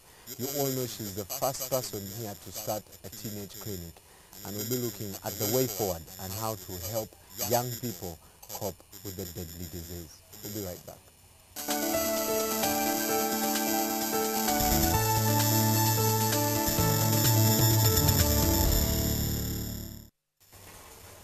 Dr. Sabrina this morning joining us on Everyday Life. It's Healthy Wednesday. Good morning, Doctor. Good morning, Brian. I'm really feeling good being in this NTV mobile. Yeah, it's out of the ordinary. Usually we'll put you, quite comfortable. You like it? Yeah, awesome, awesome. Doctor, you recently had the National Pediatric HIV AIDS Conference. Tell us about that and what some of the highlights of the conference were. Yeah, we had a really exciting conference, the 7th National Pediatric HIV Conference. We've been holding these annual conferences for a long time. But what was unique about this particular conference is that we engaged and involved the young people completely. Because we know that the young people are the force behind this epidemic, but also they are the power which can change the direction of the epidemic. Right. Did young people do any activities? Oh my gosh, you should have seen the young people. Yeah. As a co-chair and my colleague Dr. Dennis Tingewa, we were the co-chairs. At one point we left the young people to control which people come in and provide the music. We had brilliant musicians like GNL Zamba, Maurice Hassa, the Pina band. Oh my gosh, they were awesome. And they gave us strong messages. Right. They gave us messages of prevention. They gave us messages of ensuring that if we involve them and engage them meaningfully, they can be on our side and make sure that the epidemic stops. Right. I like the word, engage them meaningfully. Many people are a lot of times, you call young people, sing for us, at the choir, and then they walk away. And that's their engagement. Yeah. These young people were part of the discussion. They asked us difficult questions. We had Commissioner from the Ministry of Health, Dr. Mbonye. We had Mr. Kabogoza from the Ministry of Gender. And the young people asked him very difficult questions. How can we have multi-sectoral response to this HIV epidemic? How can young people be supported in school and continue with their antiretroviral therapy? How can young people be helped to be provided with condoms that fit them? That shocked some of us. Those were difficult questions, and we would like the young people to continue this engagement. They have a campaign, or which we should all join, called HIV or AIDS is going to lose. And for sure, if we as Africans, if we as the developing countries that have the biggest burden of HIV do not believe in that statement that AIDS is going to lose, then we are going to continue to have complacency and extensive continuation of the disease. So yeah. We all know, well, at least I'd imagine or assume that most people understand the causes of HIV. This morning I want us to look at especially the critical issues to address when it comes to young people living with HIV. I have friends who are living with HIV and you're always struggling with them, either to accept they are not forgiving themselves for what they did. They're probably looking for that girl that infected them and punished them or something. But because, of course, they had many partners, they can't even figure out which one. Taking ARVs, eating right, getting into it. So I'd like us to look at that particularly.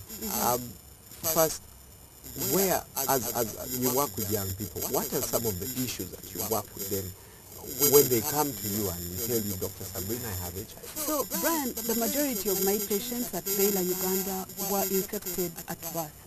So they have perinatal transmission. Right.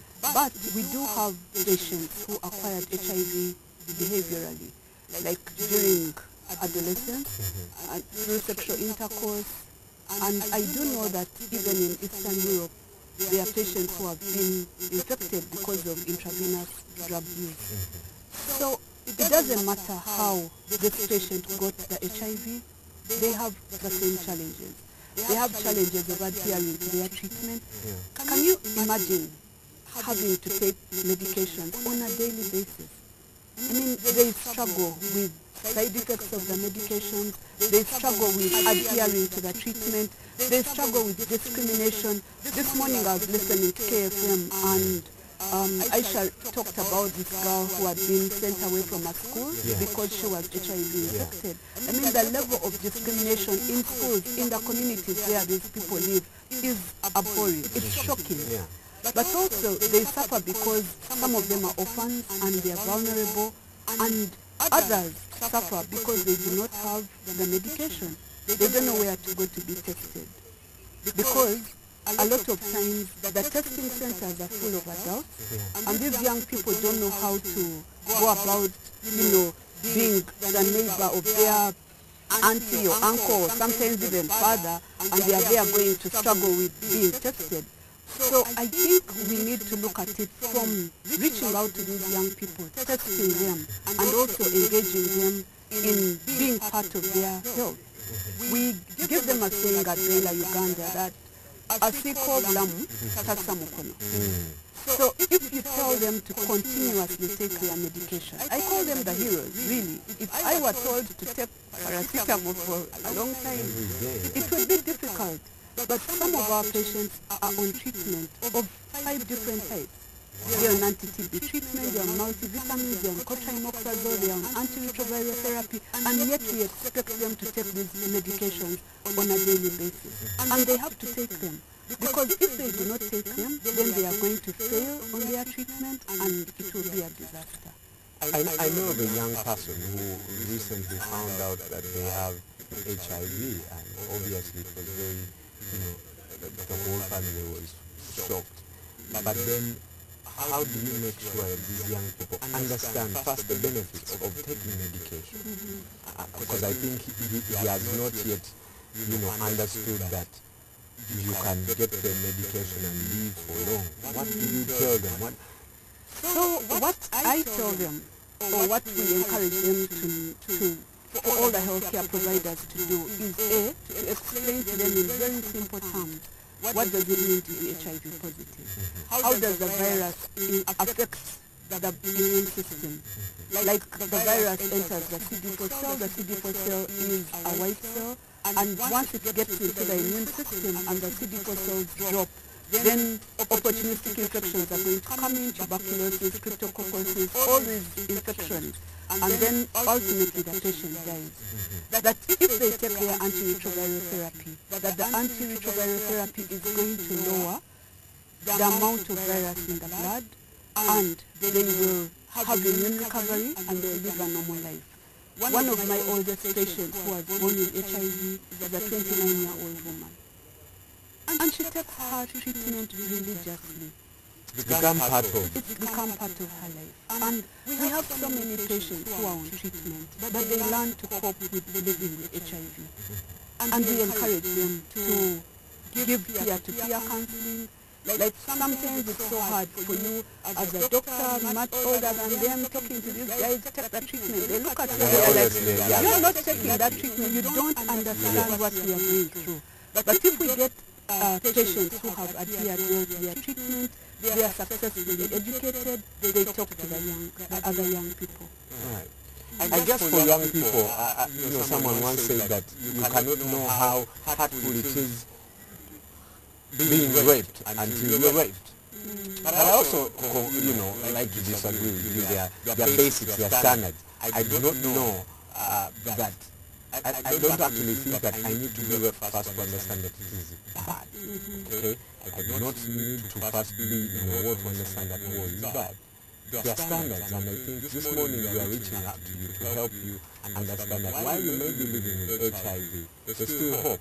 Dr. Sabina is one of those people who have come out to help young people. So if you're watching please feel free to post on our Facebook page any question you have for her, and Twitter at morning at Ntv, just hashtag Healthy Wednesday. I will be answering those questions.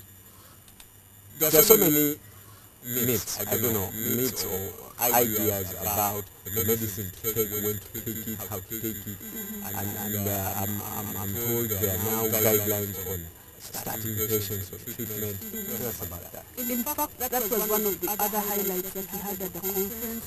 We have revised the guidelines based on the WHO guidelines of 2013. And now, every single person who is less than 15 years, once they are confirmed to be HIV positive, we start them on treatment. This was a deterrent. The solid treatment. Yeah, the antiretroviral therapy, the whole, highly active antiretroviral therapy, and the whole treatment.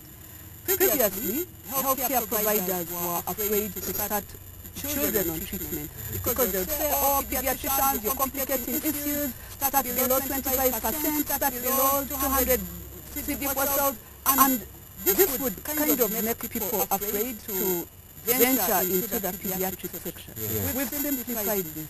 We are saying if a healthcare provider out there confirms that a patient below 15 years has HIV, they should start them on treatment, regardless of the CD4 count. For children above 15 years, so the older adolescents, we start them on treatment like adults. So anybody who is HIV positive, CD4 count less than 500 is going to be started on treatment. And this is a new thing. Because we believe that if many people are on treatment, then the community viral load is going to go down. And then the rate of spreading is going to reduce. Because in Uganda, for example, for every single person we start on treatment, 2 people become infected. It's a shocking statistic. For every single person we start on treatment, 2 people get infected. So this person, because they're taking medication, will go out and... We do not know why it happens, but it just shows you that people are not being careful. Even for the young people who are HIV infected, we cannot apportion all the blame of transmission to them. We have over 150,000 young people who are HIV infected. But we also have 17 million young people in this country who need to be careful, who need to say we must stop illicit behavior, we must use condoms if we have to, and delay the age of sexual debut. Because if people do not delay the age of sexual debut, they don't know what's going on. You cannot expect, for example, a 13-year-old girl to negotiate with a 40-year-old man on condom use. They can't. They don't have the capacity. So if they delay, if they say no, that's a different situation if they are raped. But we need to put and implement laws. Like if somebody defiles a young girl, they should be punished. So, yeah. Wow.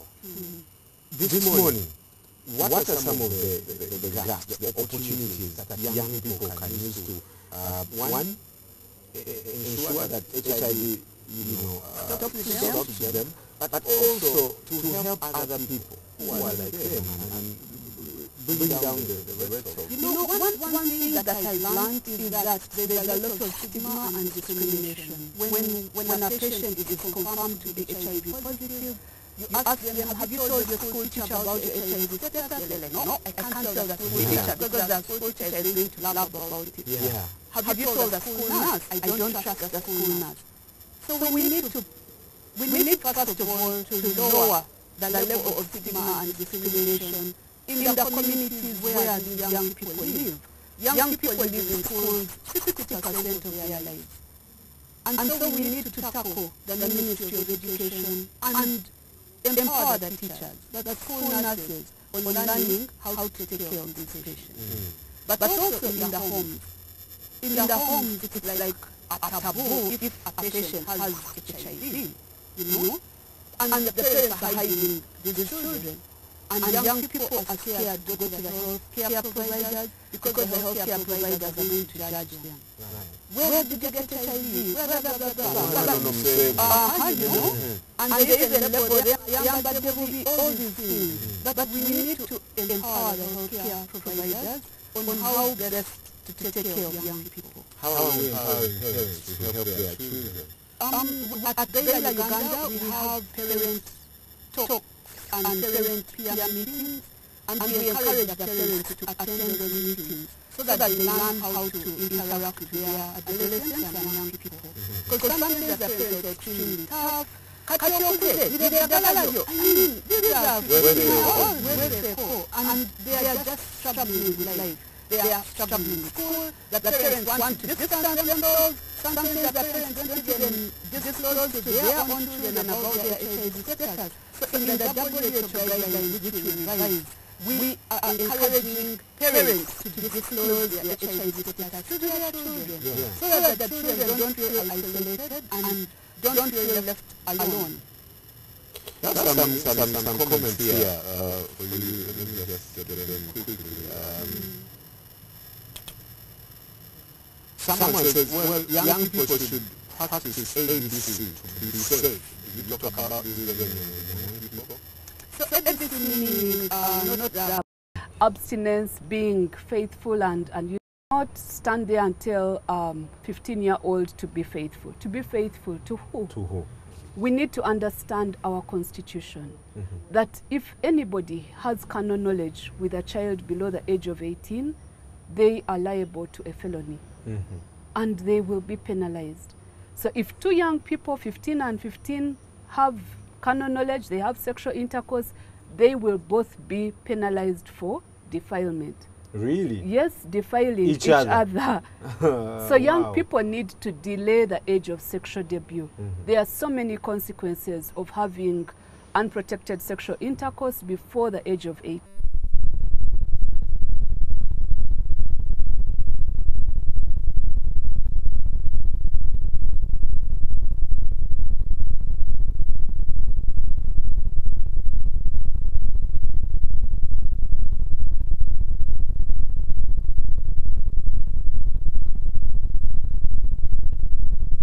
I'll tell you, once I went to give a lecture in Antwerp, and I talked about abstinence. And the university students there, they were like, she has to come back and give the lecture again without that word abstinence. Wow. I was shocked. So that's censored? Oh, yes.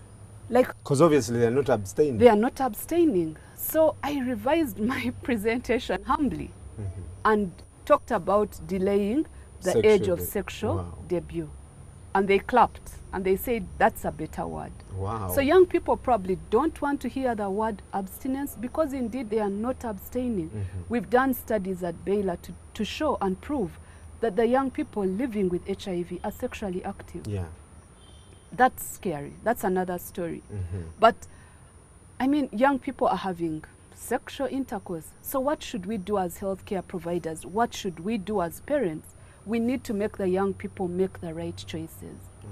Delay the age of sexual debut, get a job, finish school, and be able to choose the right partner. Be able to choose a marriage partner who can together help you bring up your children. Awesome. And you know, some people cannot avoid having sexual intercourse. Let them use condoms. Let them not be the drivers of the epidemic. Dr. Sabrina, always a pleasure. Thank you very much. She has a campaign called Every Adolescent Counts.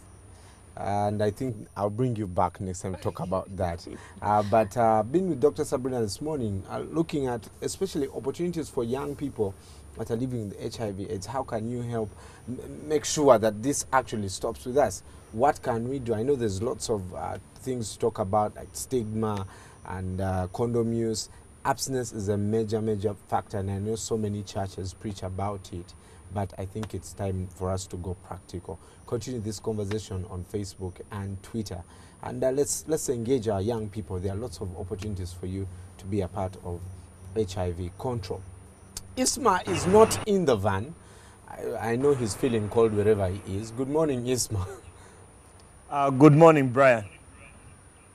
Well, Isma, people are still wondering why isn't Arsene Wenger going to be penalized over this, but also is our team ready to take on Togo? Because I've heard also some Ugandans saying they are going to arrange some traffic jam to block Adebayo. I don't think Adebayo will arrive as late as everyone assumes, but he's quite an enigma. He's been even on the Togolese team before and refused to play. He retires whenever he wants and he chooses when he plays.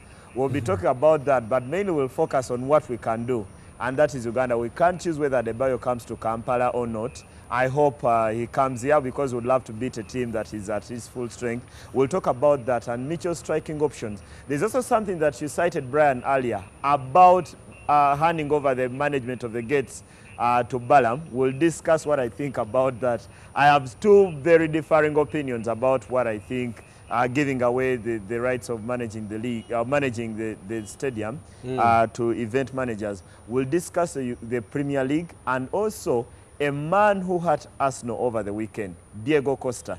Spain one team, Chelsea one team. That and more when you get to sport. Well, in exactly 2 minutes, we'll be back talking sport right here in the NTV Mobile. Stay with us. You're watching Morning at NTV with Simon Kasiate, Mabel Kebirunji, and Brian Mulondo. When we play together. When we play together. Uganda cranes, oh yeah. Uganda cranes with fire. Uganda cranes fans! We did it again! Big congratulations to the Uganda Cranes on their 2-0 win over Guinea. And to all the fans, a big thank you for coming out in record numbers to support our national team. Now let us get ready for the next game as the Cranes take on Togo on the 11th of October at Nambola Stadium. Come on, come all, because when we play together. Airtel, together we can. The official sponsor of the Uganda Cranes football team.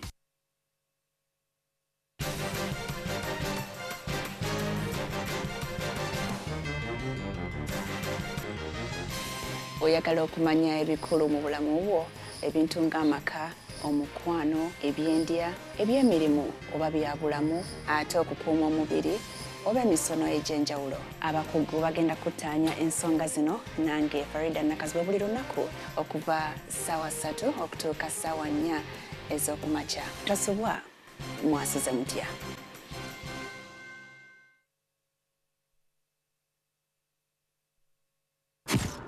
A wife who you got through the office will be very insecure about you working in another place. Always hunt up, don't hunt down. You mean what? Go after your superior? How dare you suggest that when a woman is aggressed against, we should look at the person who's been aggressed against? Let the couple be. Let them sort out their issues.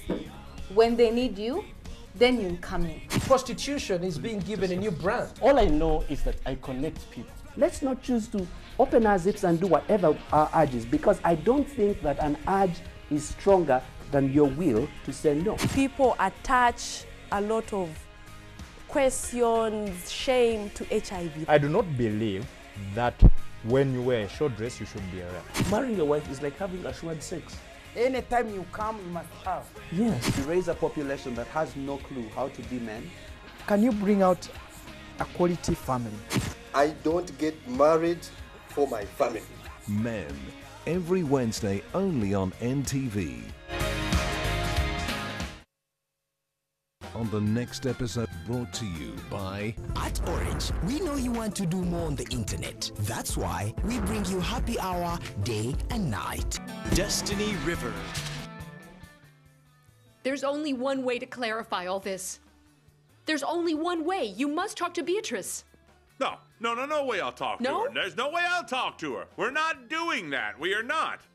I won't be a victim of this curse. I believe in my protection. I trust it. Do you really I trust do. it? Do you trust it completely? Uh-huh.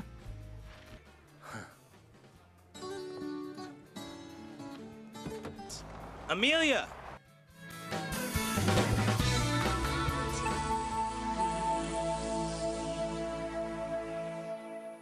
can download movies at the lowest prices and never fast from Orange. Dial *133# to buy a data bundle. Happy hour changes with Orange. Today changes with Orange.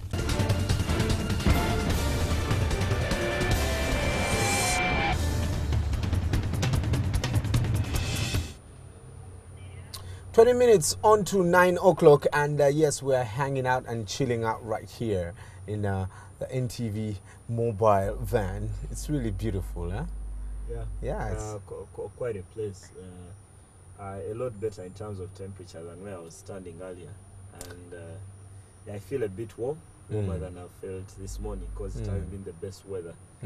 Coming into Kampala this morning, the weather hasn't been as good as should be in most of the time, but not complaining. And seeing the army spokesman seated in the same place earlier today, and I remember the first question Simon asked him was about, this must feel more comfortable than the trenches in Somalia, and he couldn't agree more.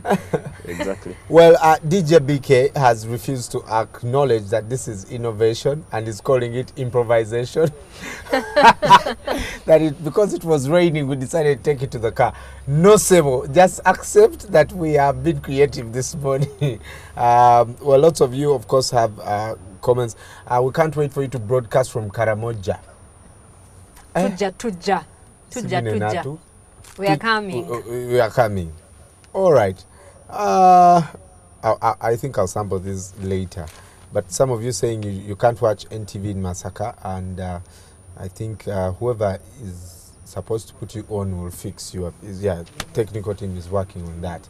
But talking this morning, Isma, Golola Moses of Uganda is always in the news. He lit a fire, now he cannot stop it. I think they usually say, don't extinguish a fire you can't. Don't start a fire you can't extinguish. Yeah. How much do we know about his opponent? Actually, it's not that he's fighting this morning, but Golola, when you discuss kickboxing, you've got to say that you cannot mention kickboxing and not mention Moses Golola.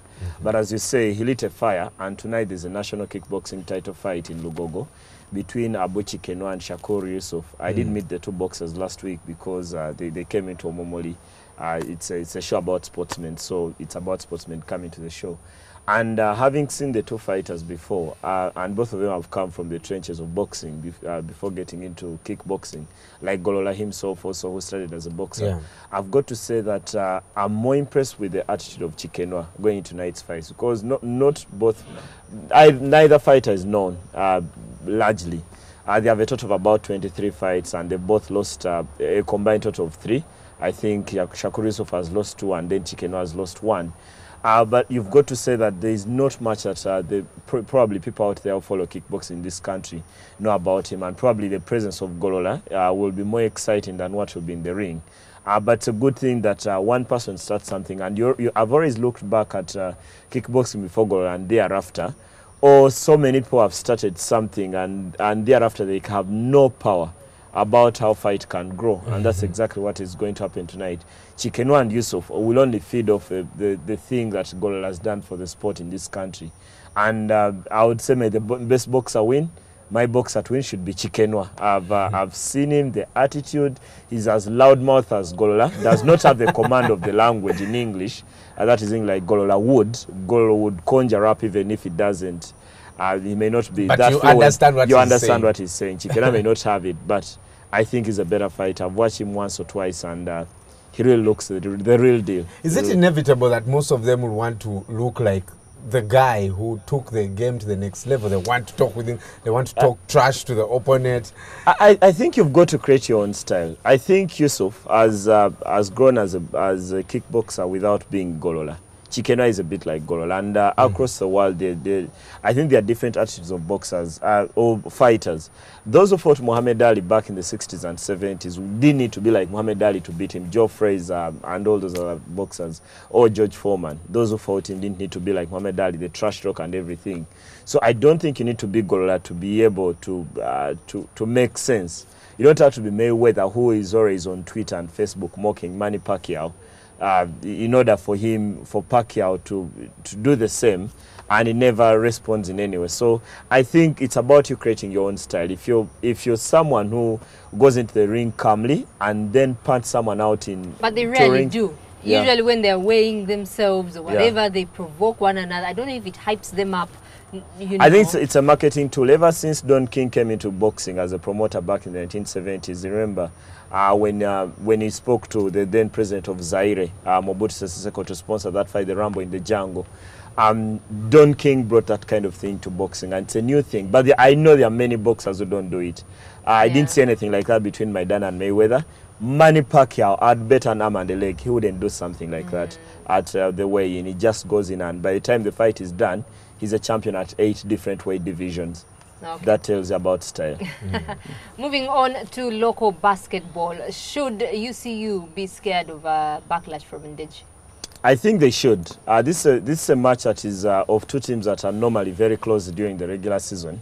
It's hasn't been that kind of season, I think, for Ndeje, but the manner in which Ndeje lost that game I told you about on Friday, conceding a basket to KIU by with just 0.4 seconds to the end of the game, and they lost that one 69-67. You expect a team that will come wanting to fight back.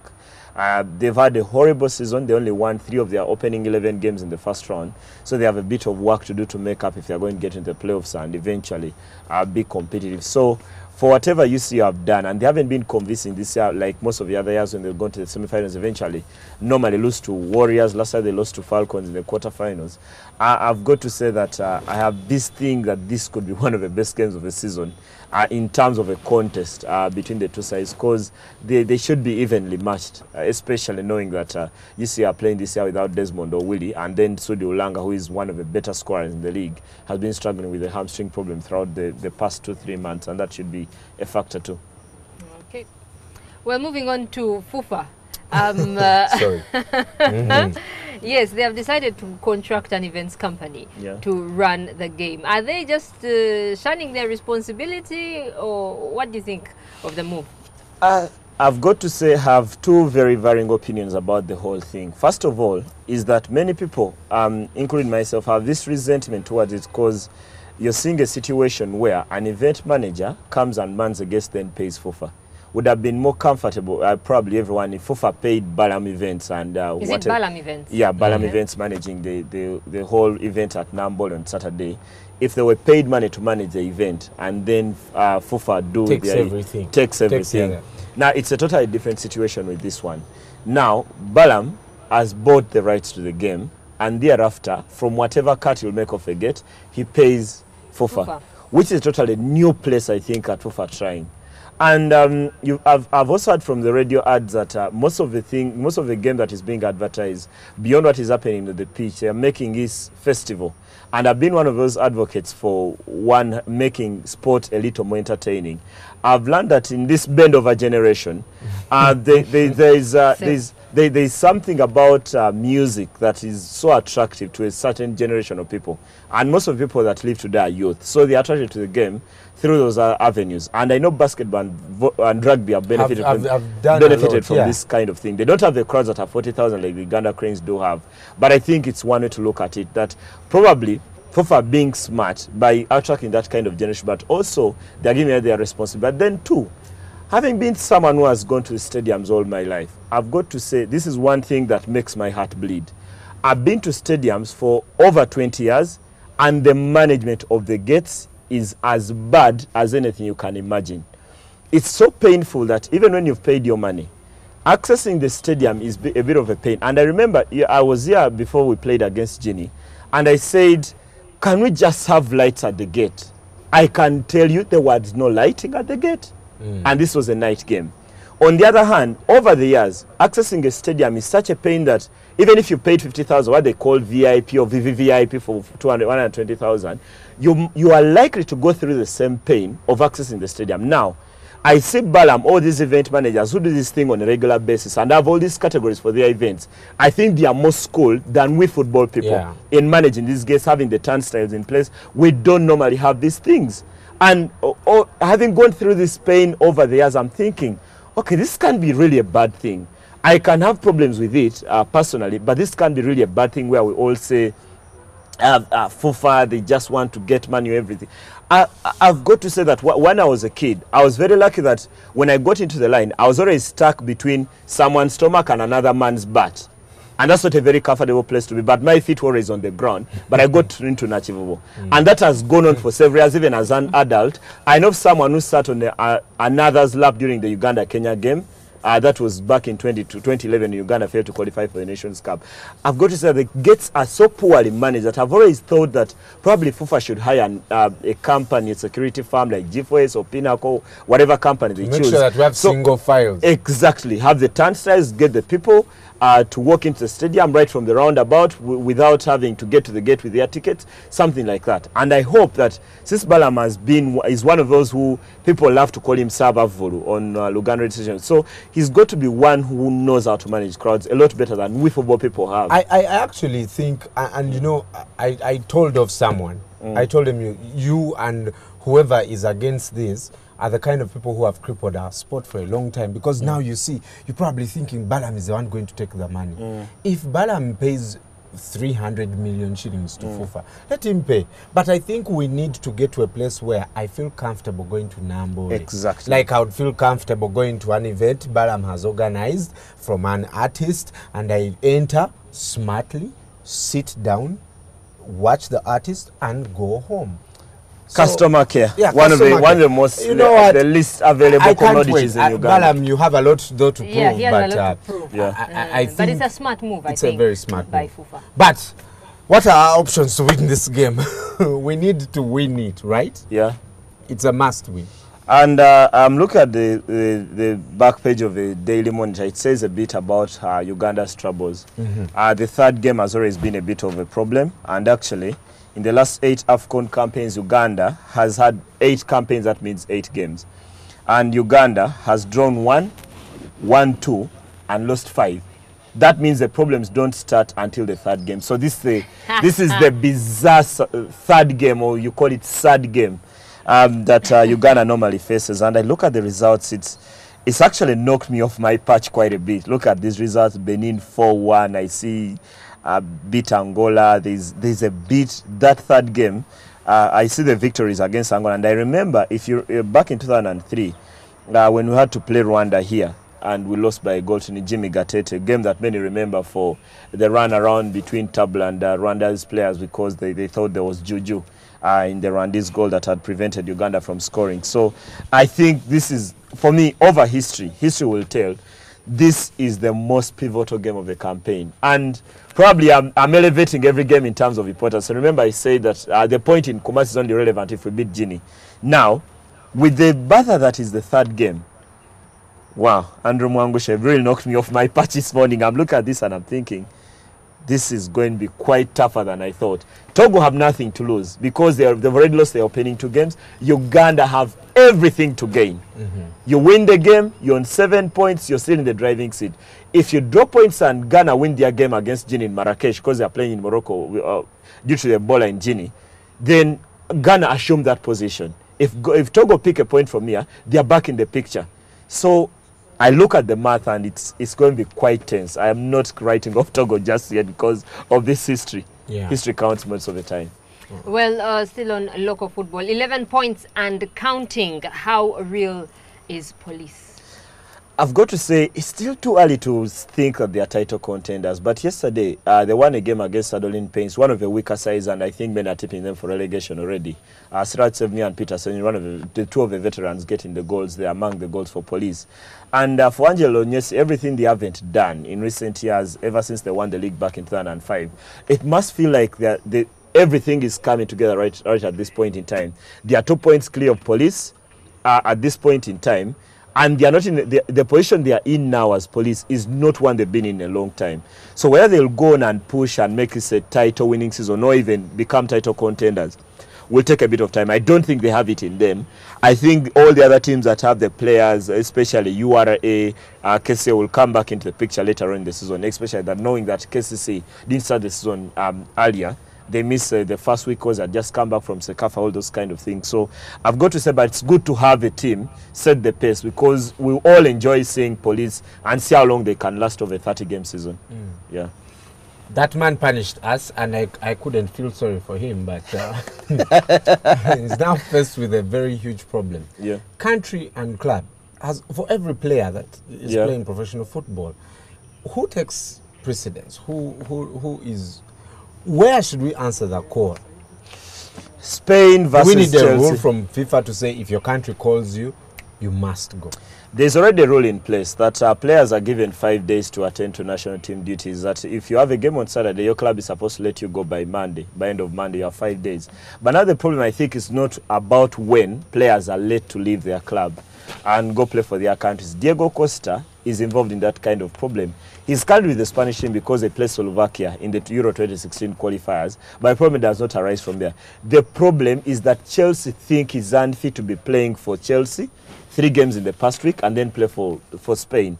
And actually, a few weeks ago, Mourinho came up with an interview where he said that Diego Costa does not get involved in training like the rest of the players. He has a chronic hamstring problem that prevents him from training, but he's fit enough to play in the matches. And at first I was thinking, if it's a good place being Diego Costa, 9 goals in 7 games and you don't train. I'd really love to do that if I would come here and speak without having to watch any sport. I'd love to be in such a place. Diego Costa shouldn't be complaining. But the bigger issue, I think, for Spain is that this is a player who they got from Brazil, and they had to change his nationality to play for them. So I think he owes Spain as much as he owes Chelsea. Because if he was in a situation where he was Spanish-born, that would have been much easier for everyone. You know, he's Spaniard. But for players who change nationalities, most of the time, there's money exchanging hands for them to sell, to give out their nationality for another. So I think that's where, first of all, the problems arise. Del Bosque says Diego Costa will play. Mourinho says, I don't want my player to play because he has a hamstring problem. Now, I'm waiting to see how this whole thing will unfold over the next weeks. I'm imagining a situation where Diego Costa gets injured playing for Spain and Chelsea have a game in the following week. I'd love to be at the press conference because probably Mourinho will rip the tables apart, tear the microphone and try to find whatever wires are in there. Exactly. It will be a voyeur about Spain, but it's going to be an interesting debate, about, especially when players have these kind of injuries and then have to play for their national teams. At 1:30, Isma is going to be here with Lumansi and Alan. They'll be talking more sport and the possibility of Costa playing wherever he chooses. Can't a player just say, I'm not going here? Well, catch Omumuri at 1:30 p.m. And also Sports Bar from Club Silk every Monday at 10 o'clock. Check out your African proverb before we leave you.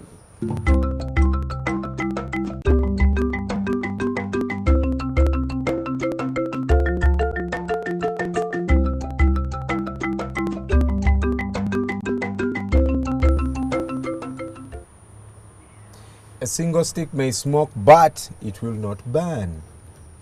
A single stick? Is that about togetherness and unity? May smoke but not burn. Wow, that's a tough one, eh?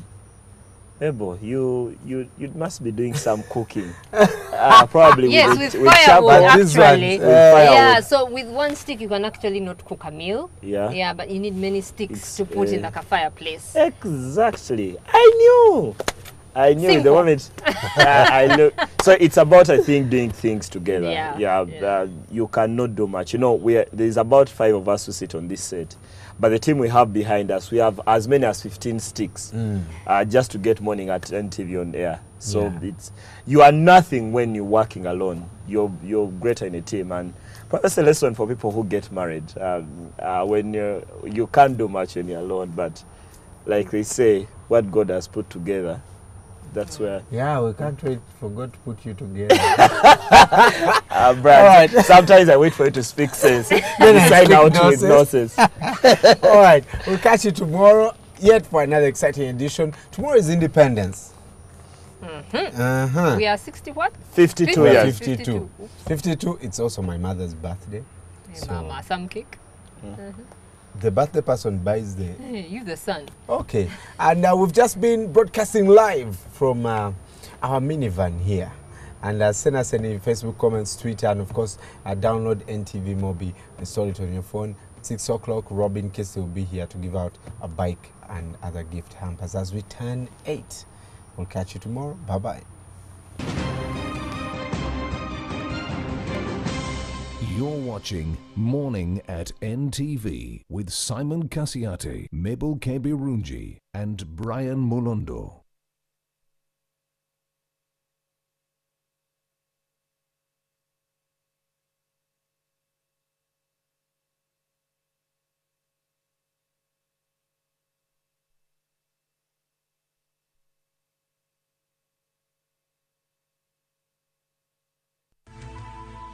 NTV, turning on your world.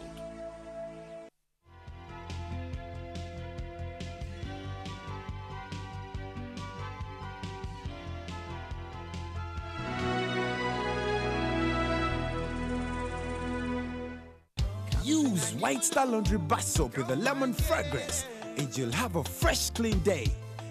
Be like a star. Use White Star.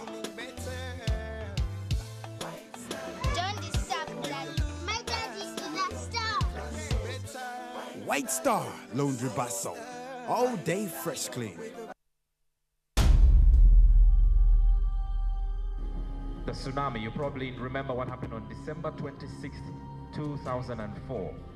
Now, not so many people will prophesy and give an accurate or an exact date. But there was a man in Uganda called Elvis who said there's something coming on the 26th. It came to pass. Elvis Mbonye has given a new angle and a new face that gives hope that our nation, after all, still has a chance.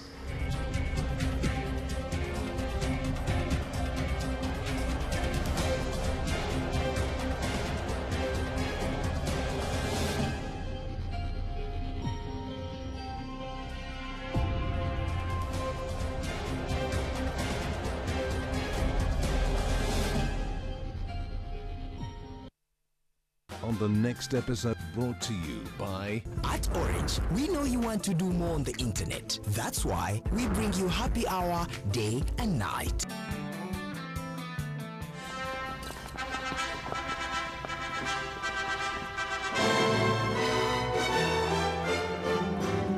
Okay, you want war, right? You got it. Where's the money? Where's the money you're supposed to give me so I won't talk? You have to find a way to get him out of there. Yes, before T outcomes go. I have something to tell you. Something important. Very important.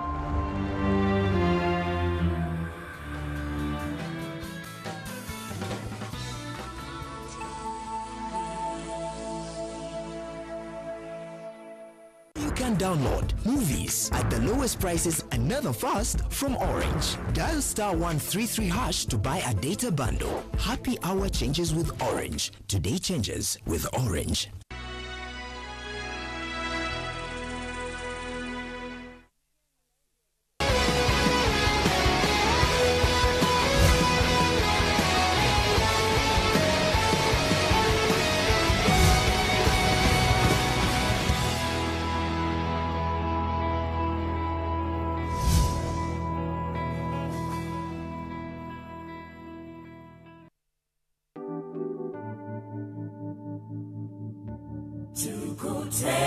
Tukutendereza Yesu, Yesu oli mwana kwandinga, omusai gwokunaziza, nebaza omulokozi. Yesu mulokozi wange, lero ndiwuwo weka. Omusai gwokunaziza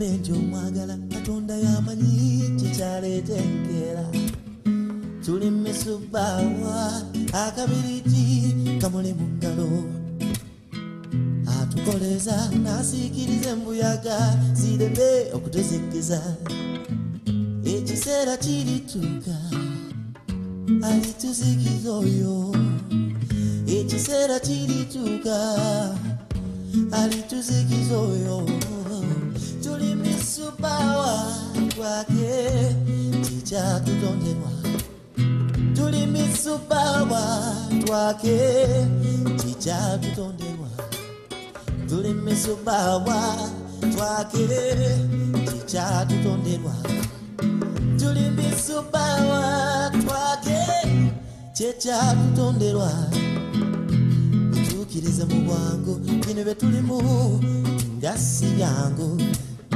tuli misubawa ensi gye tulimu tugifuluma mu mangu atukoleza nasiikiriza embuyaga sireme okutusikiza ekiseera kirituuka alisongola omumwa ng'omufuuyi w'olwa atusikize ekiseera kirituuka alituzikiza oyo tuli misubawa twake kikyatutumirwa tuli misubawa twake kikyatutonderwa tuli misubawa twake kikyatutonderwa tuli misubawa twake kikyatutonderwa